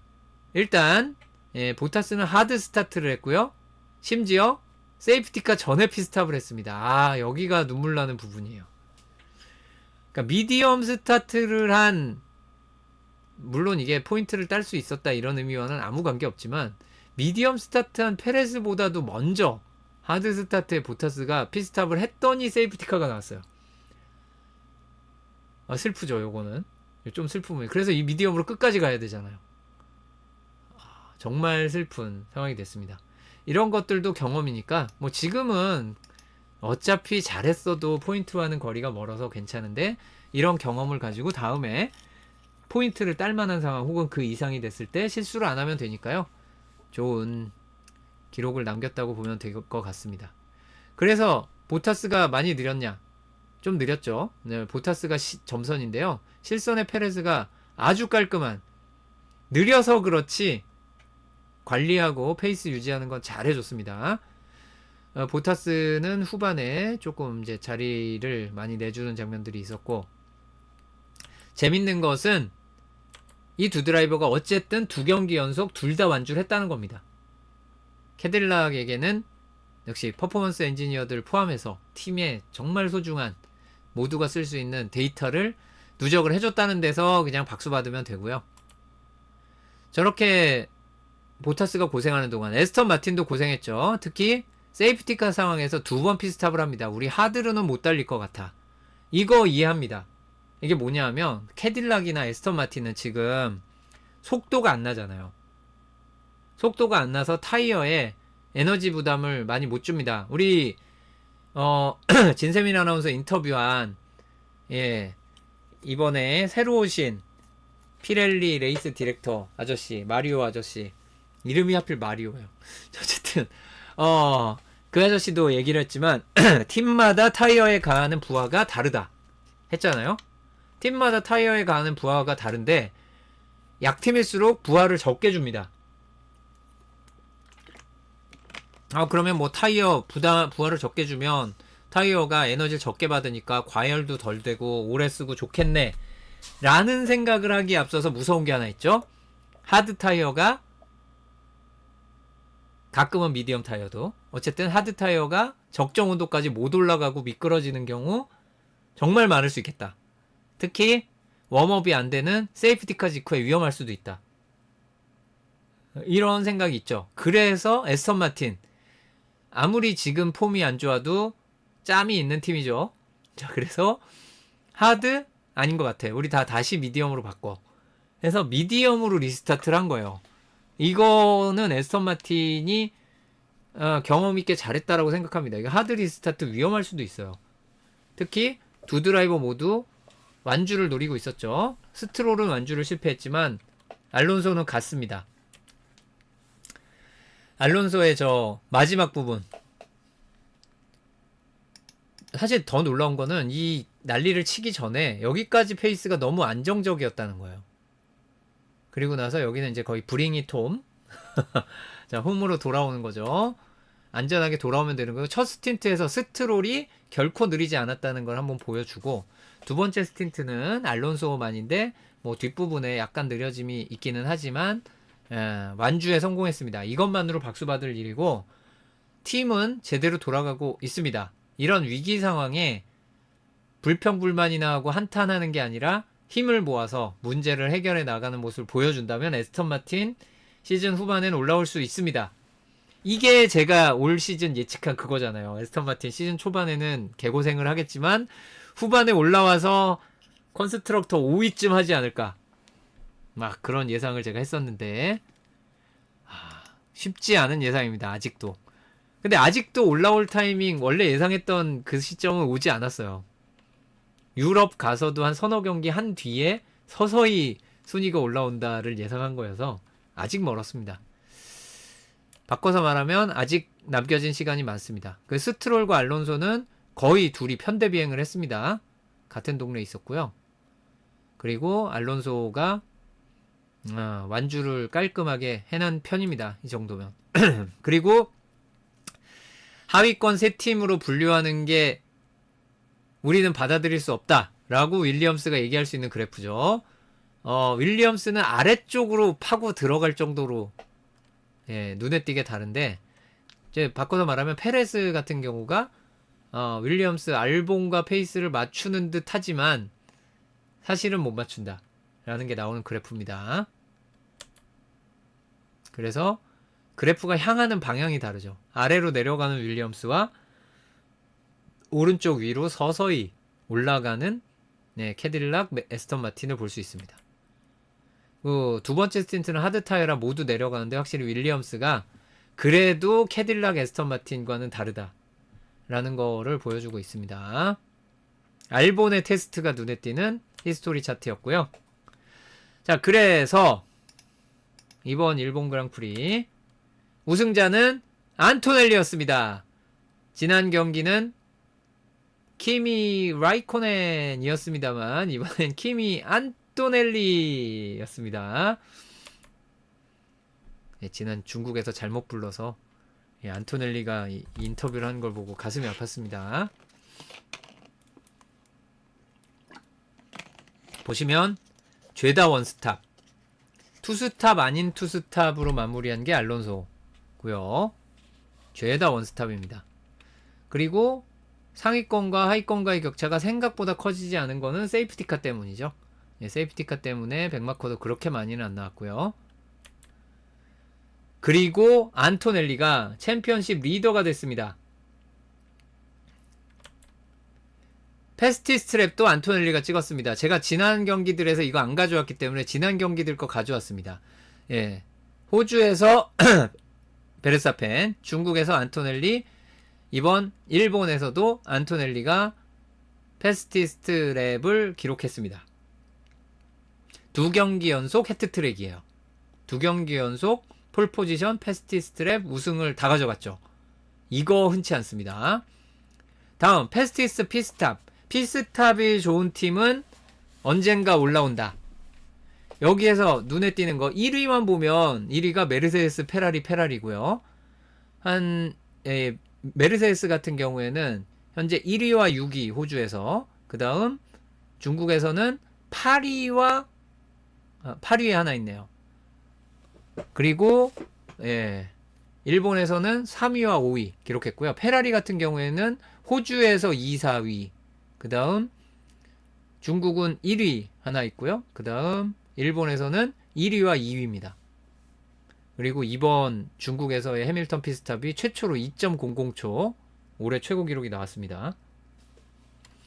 그 다음 맥라렌 같은 경우에는 호주에서 7위, 중국은 없죠. 그리고 일본에서 7, 8입니다. 2.49, 2.59 이게 나쁜 게 아닌데 이게 과연 그 르클레를 커버할 만큼 그렇게까지 상황이 안 좋냐면 아니죠. 이게 탑 10에 2명 다 들어와 있다는 것만으로 빠른 겁니다. 어쨌든 지금 소위 말하는 빅3 팀의 데이터가 많고, 그러면 평소 피스탑 잘하던 레드불은 어딨냐? 호주에서 3위 하나 있고요. 중국에서 4위 하나 있고 이번 일본에서는 없습니다. 그리고 에스턴 마틴이 얼마나 지금 각 잡고 열심히 하고 있느냐가 탑 10에 이름이 하나씩 올라와요. 완주도 버거운 팀인데 중국도 10위를 하나 했고 일본도 10위를 하나 했습니다. 에스턴 마틴이 지금은 비록 일부에서 막 놀림감이 되고 있더라도 얼마나 그 팀원들은 이악 물고 하고 있겠어요. 막 그런 상황이라 응원을 해주고 싶어집니다. 내가 진짜 호주에 내 글램피딕 에스턴 마틴도 사갔는데 말이야. 말이야. 2병 사갔어요, 심지어. 자, 잘해줬으면 좋겠습니다. 다음은, 요 재밌는 게 올해 나오고 있는데, 스피드 마스터. 제가 이제 소신 발언을 좀 하자면, 이번 일본 그랑프리에 여러 사람들을 많이 불러왔잖아요. 그 중에 칭찬할 만한 것과 그렇지 않은 게 좀 섞여 있어요. 모든 것이 이렇게 항상 그렇죠. 항상 옳거나 항상 그르건 것은 아닌데, 칭찬할 만한 요소와 좀 욕먹어야 될 요소가 공존을 하는 이번 일본 그랑프리의 어떤 사전 준비나 막 이런 거였는데, 일단 국가 연주, 저는 개인적으로 오스트리아 국가 연주보다 이번 일본 국가 연주, 오스트리아 그 옛날 한스 짐머요, 그거보다 이번 요시키가 나은 것 같습니다. 냉정하게 그 기미가요에 대한 거부감이 특정 국가나 뭐 사람을 제가 미워하거나 막 이런 건 아니지만, 기미가요를 들었을 때 한국인으로서 살짝 좀 거부감이 있는 건 사실이거든요. 웬만하면 안 들었으면 좋겠고 막 그게 있어요. 그 일본이란 나라를 엄청 싫어하는 건 아닌데 국가라는 건 의미가 좀 달라서. 그런데 편곡을 네. 이게 시작은 했는데 시작은 했는데 그냥 네 후루룩으로 발라버렸기 때문에 듣기 좋았습니다. 솔직히 거부감이 별로 없더라고요. 일본 그랑프리 할 때 항상 위기의 순간이거든요. 그 국가를 다 듣는 순간이. 근데 이제 그 부분을 그냥 커버해 버렸고요. 요시키는 나름 친한파잖아요. 나름 친한파라 네, 또 예쁘게 봐준 것도 있고. 그다음 또 하나 이제 문제되는 쪽이라면 마리오. 이번에 슈퍼마리오 영화 신작이 나오잖아요. 근데 안 그래도 마리오 카트 같다, 버섯 같다, 막 이걸 가지고 얘기를 해서 막 어떻게 보면 놀림감이 되거나 그게 문제가 되고 비판, 비난의 이런 요소가 되고 있는 마당에 슈퍼마리오 팀은 왜 데려왔나요? 그 배우들을? 네. 그 참, 말문이 막히는 순간이었습니다. 이거는.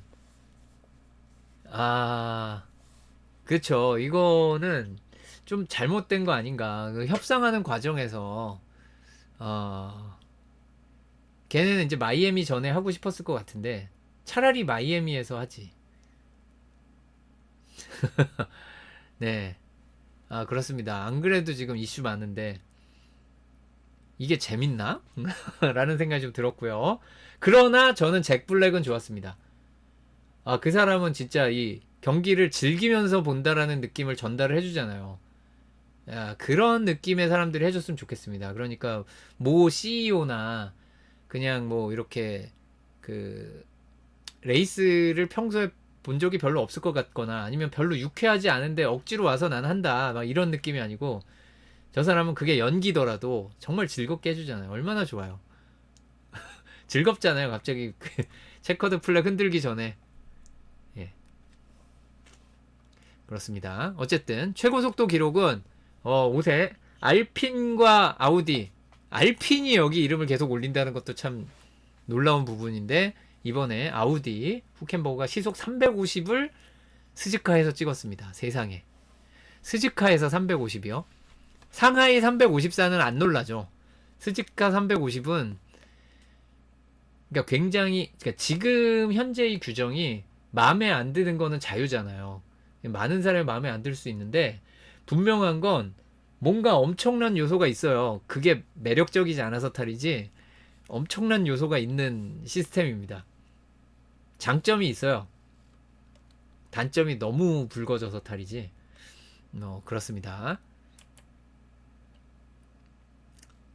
그 공기역학은 엔진도 못 만드는 가라지스 때나 하는 것 짓. 이 마인드로 봤을 때 현재 규정이 훨씬 더 거기에 부합하죠. 그렇죠. 무슨 코너의 속도는 얼어 죽을 코너의 속도야. 엔진도 밟아가지고 최고 속도 내는 거지. 그게 그랑프리 레이싱이지. 어디 코너에서 밟겠다고. 라는 마인드가 있었습니다. 이게 아나크로니즘이죠. 60년 전의 마인드. 근데 그건 시대에 뒤처지고 시대가 바뀌었잖아요. 새로운 걸 인정을 해줘야지. 그래서 시대착오적이란 소리를 들으면서 이제 역사의 뒤안길로 간 겁니다.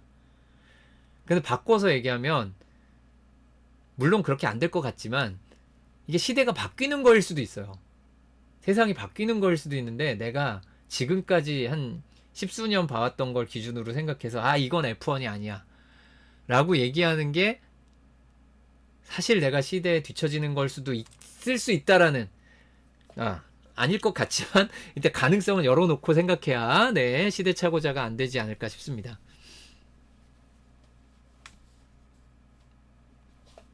자, 키미 안토넬리가 시즌 통산 2승을 거뒀습니다. 사실 1승은 금방 할 줄 알았죠. 2승을 이렇게 금방 할 줄은 정말 몰랐습니다. 퍼스트 티네이저 투 윈 멀티플 그랑프리. 그렇죠. F1 최연소 우승자는 안토넬리가 아니죠. 최연소 폴포지션만 안토넬리입니다. 자, 최연소 우승자는 아니에요. 하지만 두 번째 우승까지 10대에 한 드라이버는 없었습니다. 네. 베르스타펜은 두 번째 우승을 하는데 1년이 걸렸습니다. 안토넬리는 2주가 걸렸어요. 두 번째 우승을 하는데. 엄청나죠. 그러니까 1승은 많잖아요. 제가 그 이탈리아 그 드라이버들이 1승한 드라이버도 많다 그랬죠. 피지켈라도 있었고 피지켈라 1년 전에 야노 트룰리도 우승했었고 1승 드라이버들이 꽤 돼요. 그런데 이 2승 특히 2연승은 정말 귀합니다. F1에는 2연승 못 해본 드라이버들이 태반이에요. 우승 한 번 해본 드라이버는 100명이 넘지만 2연승은 진짜 확 줄어듭니다. 갑자기. 처음으로 드라이버 챔피언십 리드. 와, 이게 더 무섭죠. 2승보다 더 무서운 겁니다. 안토넬리 영기스트 챔피언십 리더 19세 216일. 말이 되나? 여기서부터는 갑자기 로반페라를 호출해야 됩니다. 그러면 F1만 보시는 분들 중에는 로반페라는 또 어디서 굴러먹는 뼈다구야 라고 하실 수 있는데, 네, 저 옆 동네 WRC에서 모든 기록을 연 단위도 1, 2년도 아니고 막 3년, 5년씩 갈아치운 그 괴물이 있었죠. 자, 여기 보세요. 왜 그걸 얘기하냐면, 이전에 영기스트 챔피언십 리더가 누구냐? 해밀턴입니다. 언제? 2007년. 이게 중요한 게 아니죠. 옆에 나이. 22세 4개월이요. 여기 몇 세요? 19세 7개월이요. 이거 좀 너무한 거 아닌가? 3년, 이게 거의 3년 차이나, 2년 9개월이요. 2년 9개월. 거의 3년 차이 납니다. 와, 이 미쳤다. 그죠? 그전엔 누구였냐? 무려 브루스 맥라렌입니다. 이 맥라렌의 기록을 해밀턴이, 그렇습니다. 이분이 맥클라렌을 만드신 그분이에요. 이분이 대단하신 분입니다. 예, 사람들이 팀을 만들어서 무슨 관리자 이렇게 생각하시는데 드라이버로서 위대한 분이었어요. 이거를 47년 만에 깼던 건데 그걸 19년 만에 깬 겁니다. 엄청나죠? 자, 여기는 그러니까 모두 기록을 보유했던 적이 없는 사람들입니다. 그래도 엄청나죠. 여기 이름 올릴 때. 베텔이 이름을 올릴 때만 해도 야 내가 3등 이랬는데, 라이코넨이 이름을 올릴 때 라이코넨은 무려 2등이었어요. 맥라렌 다음에 라이코넨이었으니까. 보시면 다 엄청난 사람들이잖아요. 쿠비차도 그렇고 알론소, 베르스타펜, 피아스트리, 르클레르 다 엄청난 사람들인데 그 중에서 군계 1학이죠. 왜냐하면 여기서부터 여기까지 2년 1개월입니다. 해밀턴부터 르클레르까지 2년 1개월, 여기서 여기까지 2년 9개월이에요. 그렇습니다. 대단한 기록이다. 여러분은 역사 현장을 함께 하신 겁니다. 함께 하셨죠? 자, 최연소 드라이버 챔피언십 리드, 처음으로 리드이자 최연소 리드입니다. 그리고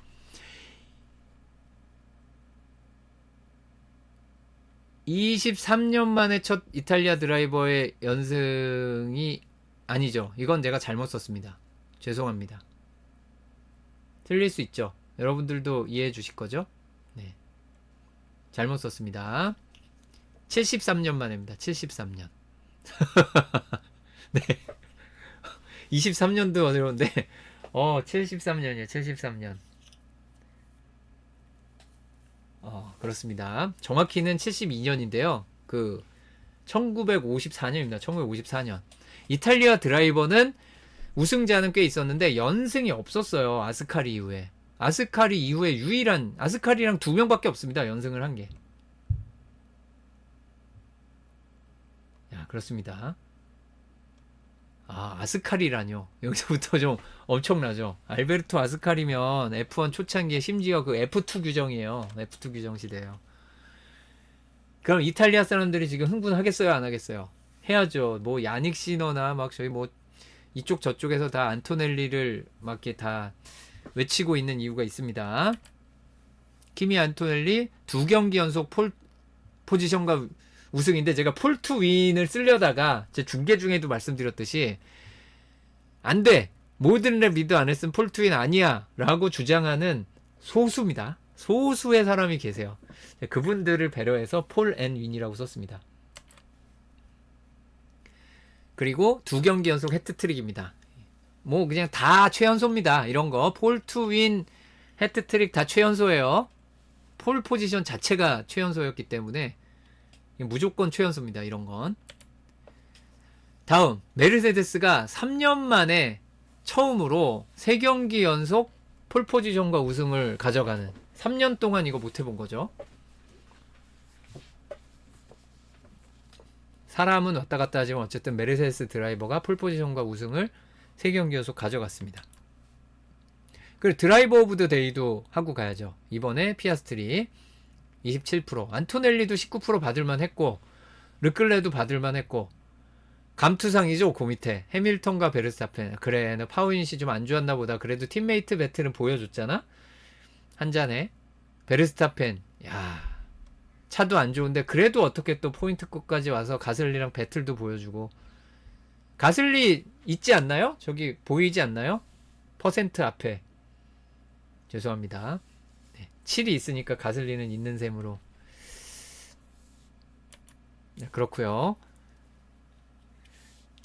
피아스트리와 맥라렌은 시즌 첫 포디엄 피니시를 기록을 했습니다. 처음입니다. 올해. 힘들죠. 와, 지난해에는 그냥 우승을 막 가져갔던 맥라렌인데 포디엄 한 번 가기가 이렇게 힘들다니. 한 명이죠, 그것도. 페라리는 어쨌든 이후에 어쨌든 3경기 연속 포디엄 피니시를 했습니다. 이거 의미가 있죠. 그러니까 지금 페라리가 유럽에서 스페인 정도 올 때까지는 제대로 된 경쟁력을 못 갖출 것으로 얘기를 하고 있는데, 그 전까지 얼마나 많이 안 뒤처지느냐의 싸움인데, 일단 2위 자리를 굳건히 지키고 있는 것만으로도 나쁘지가 않습니다. 드라이버들 잘해주고 있는 거고요. 팀도 나름 분전을 하고 있습니다. 피스탑 빠른 것들이 많은 걸 얘기해주고 있습니다. 자, 그리고 가슬리 시즌 첫 3경기 연속 포인트 피니시가 F1 데뷔하고 처음입니다. 더 높은 순위를 기록한 적은 있어도 꾸준하게 시즌 개막하고 첫 3경기 포인트 피니시한 적이 없었어요. 레드불 시절에도 못 해본 거죠, 가슬리가. 엄청납니다. 예, 생각보다 가슬리의 시즌 스타트도 정말 잘하고 있다 라고 보시면 되겠습니다. 오콘 시즌 첫 포인트 피니시를 했습니다. 이로써 하스도 모든 세션에서 포인트를 획득한 팀에 그걸 이어가고 있죠. 베어머니 하다가 베어머니 사고를 냈을 때 오콘이 메꿔주고, 이래야 팀이죠. 팀입니다. 문제는 가슬리에 문제 생기면 콜라핀토가 채워줄 수 있을까에 상당한 물음표가 붙는 요즘 경기 양상이기는 해서 그렇습니다. 자, 하스 3경기 연속 포인트 피니시를 이어가고 있고, 에스턴 마틴과 알론소가 시즌 첫 완주를 했습니다. 일단 완주를 해야 뭔가를 더 해나갈 수 있는데 중요한 고비를 넘겼고요. 자, 베스트 vs 워스트 평점 요것만 보고 갑니다. 제가 그 표 안 보여드리죠. 보여드릴 필요 없죠. 어차피 주관적인데 객관적인 척하는 거라 숫자만 보시면 돼요. 이번 경기에서 5위 러셀입니다. 4위 가슬리, 3위 르클레, 5위 피사트리고, 1위 누군지 너무 궁금하시죠? 모르시겠죠? 평점으로 제가 객관적인 척하는 각각의 지표에 그냥 숫자를 자동 계산으로 넣어서 나오면 1위는 안토넬리였습니다. 압도적으로 안토넬리 폴포지션과 우승을 가져갔기 때문에 스타트에서 망한 것 때문에 9포인트가 날아갔죠. 그럼 워스트 5명은 누구일까요? 일단 18위 콜라핀토. 그렇습니다. 모든 면에서 가슬리보다 확실히 안 좋았습니다. 다음 알본. 테스트 하느라 제대로 못 달렸고요. Q1에서도 탈락했고, 보타스 20입니다. 그리고 베어먼 사고 내면서 완주를 못했기 때문에 타격이 좀 크고요. 퀄리파잉에서도 오콘에게 밀렸었죠. 스트롤이 단연 최하입니다. 압도적 최하위 스트롤입니다. 그리고 여러분들 궁금해하실 것 같아서 이제 지난 경기들, 특히 스프린트까지 모두 더한 베스트 워스트 점수가 되게 커요. 그래서 3경기 플러스 스프린트 하나라서 현재 5위 노리스입니다. 4위 키미 안토넬리. 챔피언십 순위와 좀 다르죠. 안토넬리가 러셀에게 밀렸던 부분들이 굉장히 많아서 스타트에서 손해본 것도 크고요. 3위가 해밀턴입니다. 사실 생각보다 잘해주고 있는 페라리 듀오입니다. 르클레. 그러면 1위는 누구일까요? 너무 궁금하시죠? 모르시겠죠? 그럴 리가. 네, 러셀입니다. 챔피언십 선두는 내줬지만 불운이다. 숫자가 말해주고 있죠. 뒤에 옆에 숫자를 보시면 압도적이에요. 그 밑에 르클레, 해밀턴, 안토넬리, 노리스는 비슷하거든요. 러셀 혼자 400점 이상 앞서가고 있습니다. 다음 안 좋은 쪽으로 워스트 18위 페레즈, 19위 알본. 올해 전반적으로 사인스보다 안 좋습니다. 20위 림블라드. 이건 좀 하늘이 버린 것 같아요. 계속 프랙티스 못 나오고 불운도 따르고. 21위 보타스. 그렇습니다. 페레즈에게도 많이 밀리고 있습니다. 22위는 누굴까요? 이것도 정말 모르겠네. 정말 궁금하시죠? 사실 다 아시겠지만 상대평가 많이 반영되기 때문에 예, 22 모르실 수가 없는 그분.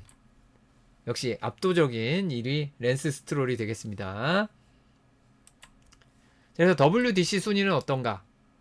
현재 안토넬리가 러셀을 9포인트 차. 이거 되게 큰 게 다음 경기에서 자력으로는 따라갈 수 있는 게 8포인트죠.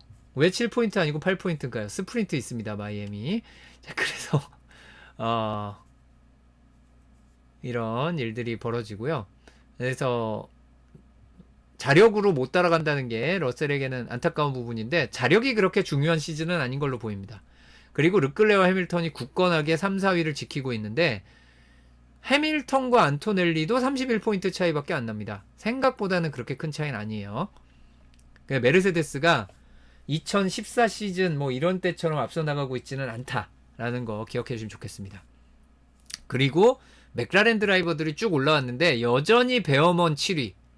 그리고 가슬리, 사실상 가슬리의 목표는 7위죠. 위에 6명은 좀 따라가기 어려울 겁니다. 맥라렌이 저 늦게 출발했는데도 그냥 한 방에 올라오는 거에서 쉽게 드러나듯이 위에 6명은 달아날 거예요. 그러면 나머지 드라이버들의 챔피언십은 7위를 노리는 싸움이 될 겁니다. 현재는 베어먼이 7위입니다. 그리고 무려 16명이 벌써 포인트를 획득했어요. 22명 중에 포인트 못 단 게 6명밖에 없는데 그 중에 후켄버그가 있다? 요거 좀 어렵죠. 이 드라이버 스탠딩을 지난해와 비교해 보겠습니다. 지난해와 비교하면 안토넬리가 얼마나 잘해주고 있는지를 알 수 있는 게 러셀이 3라운드까지 했을 때 지난해에 노리스보다 많은 포인트를 가져갔습니다. 그런데 2등이에요.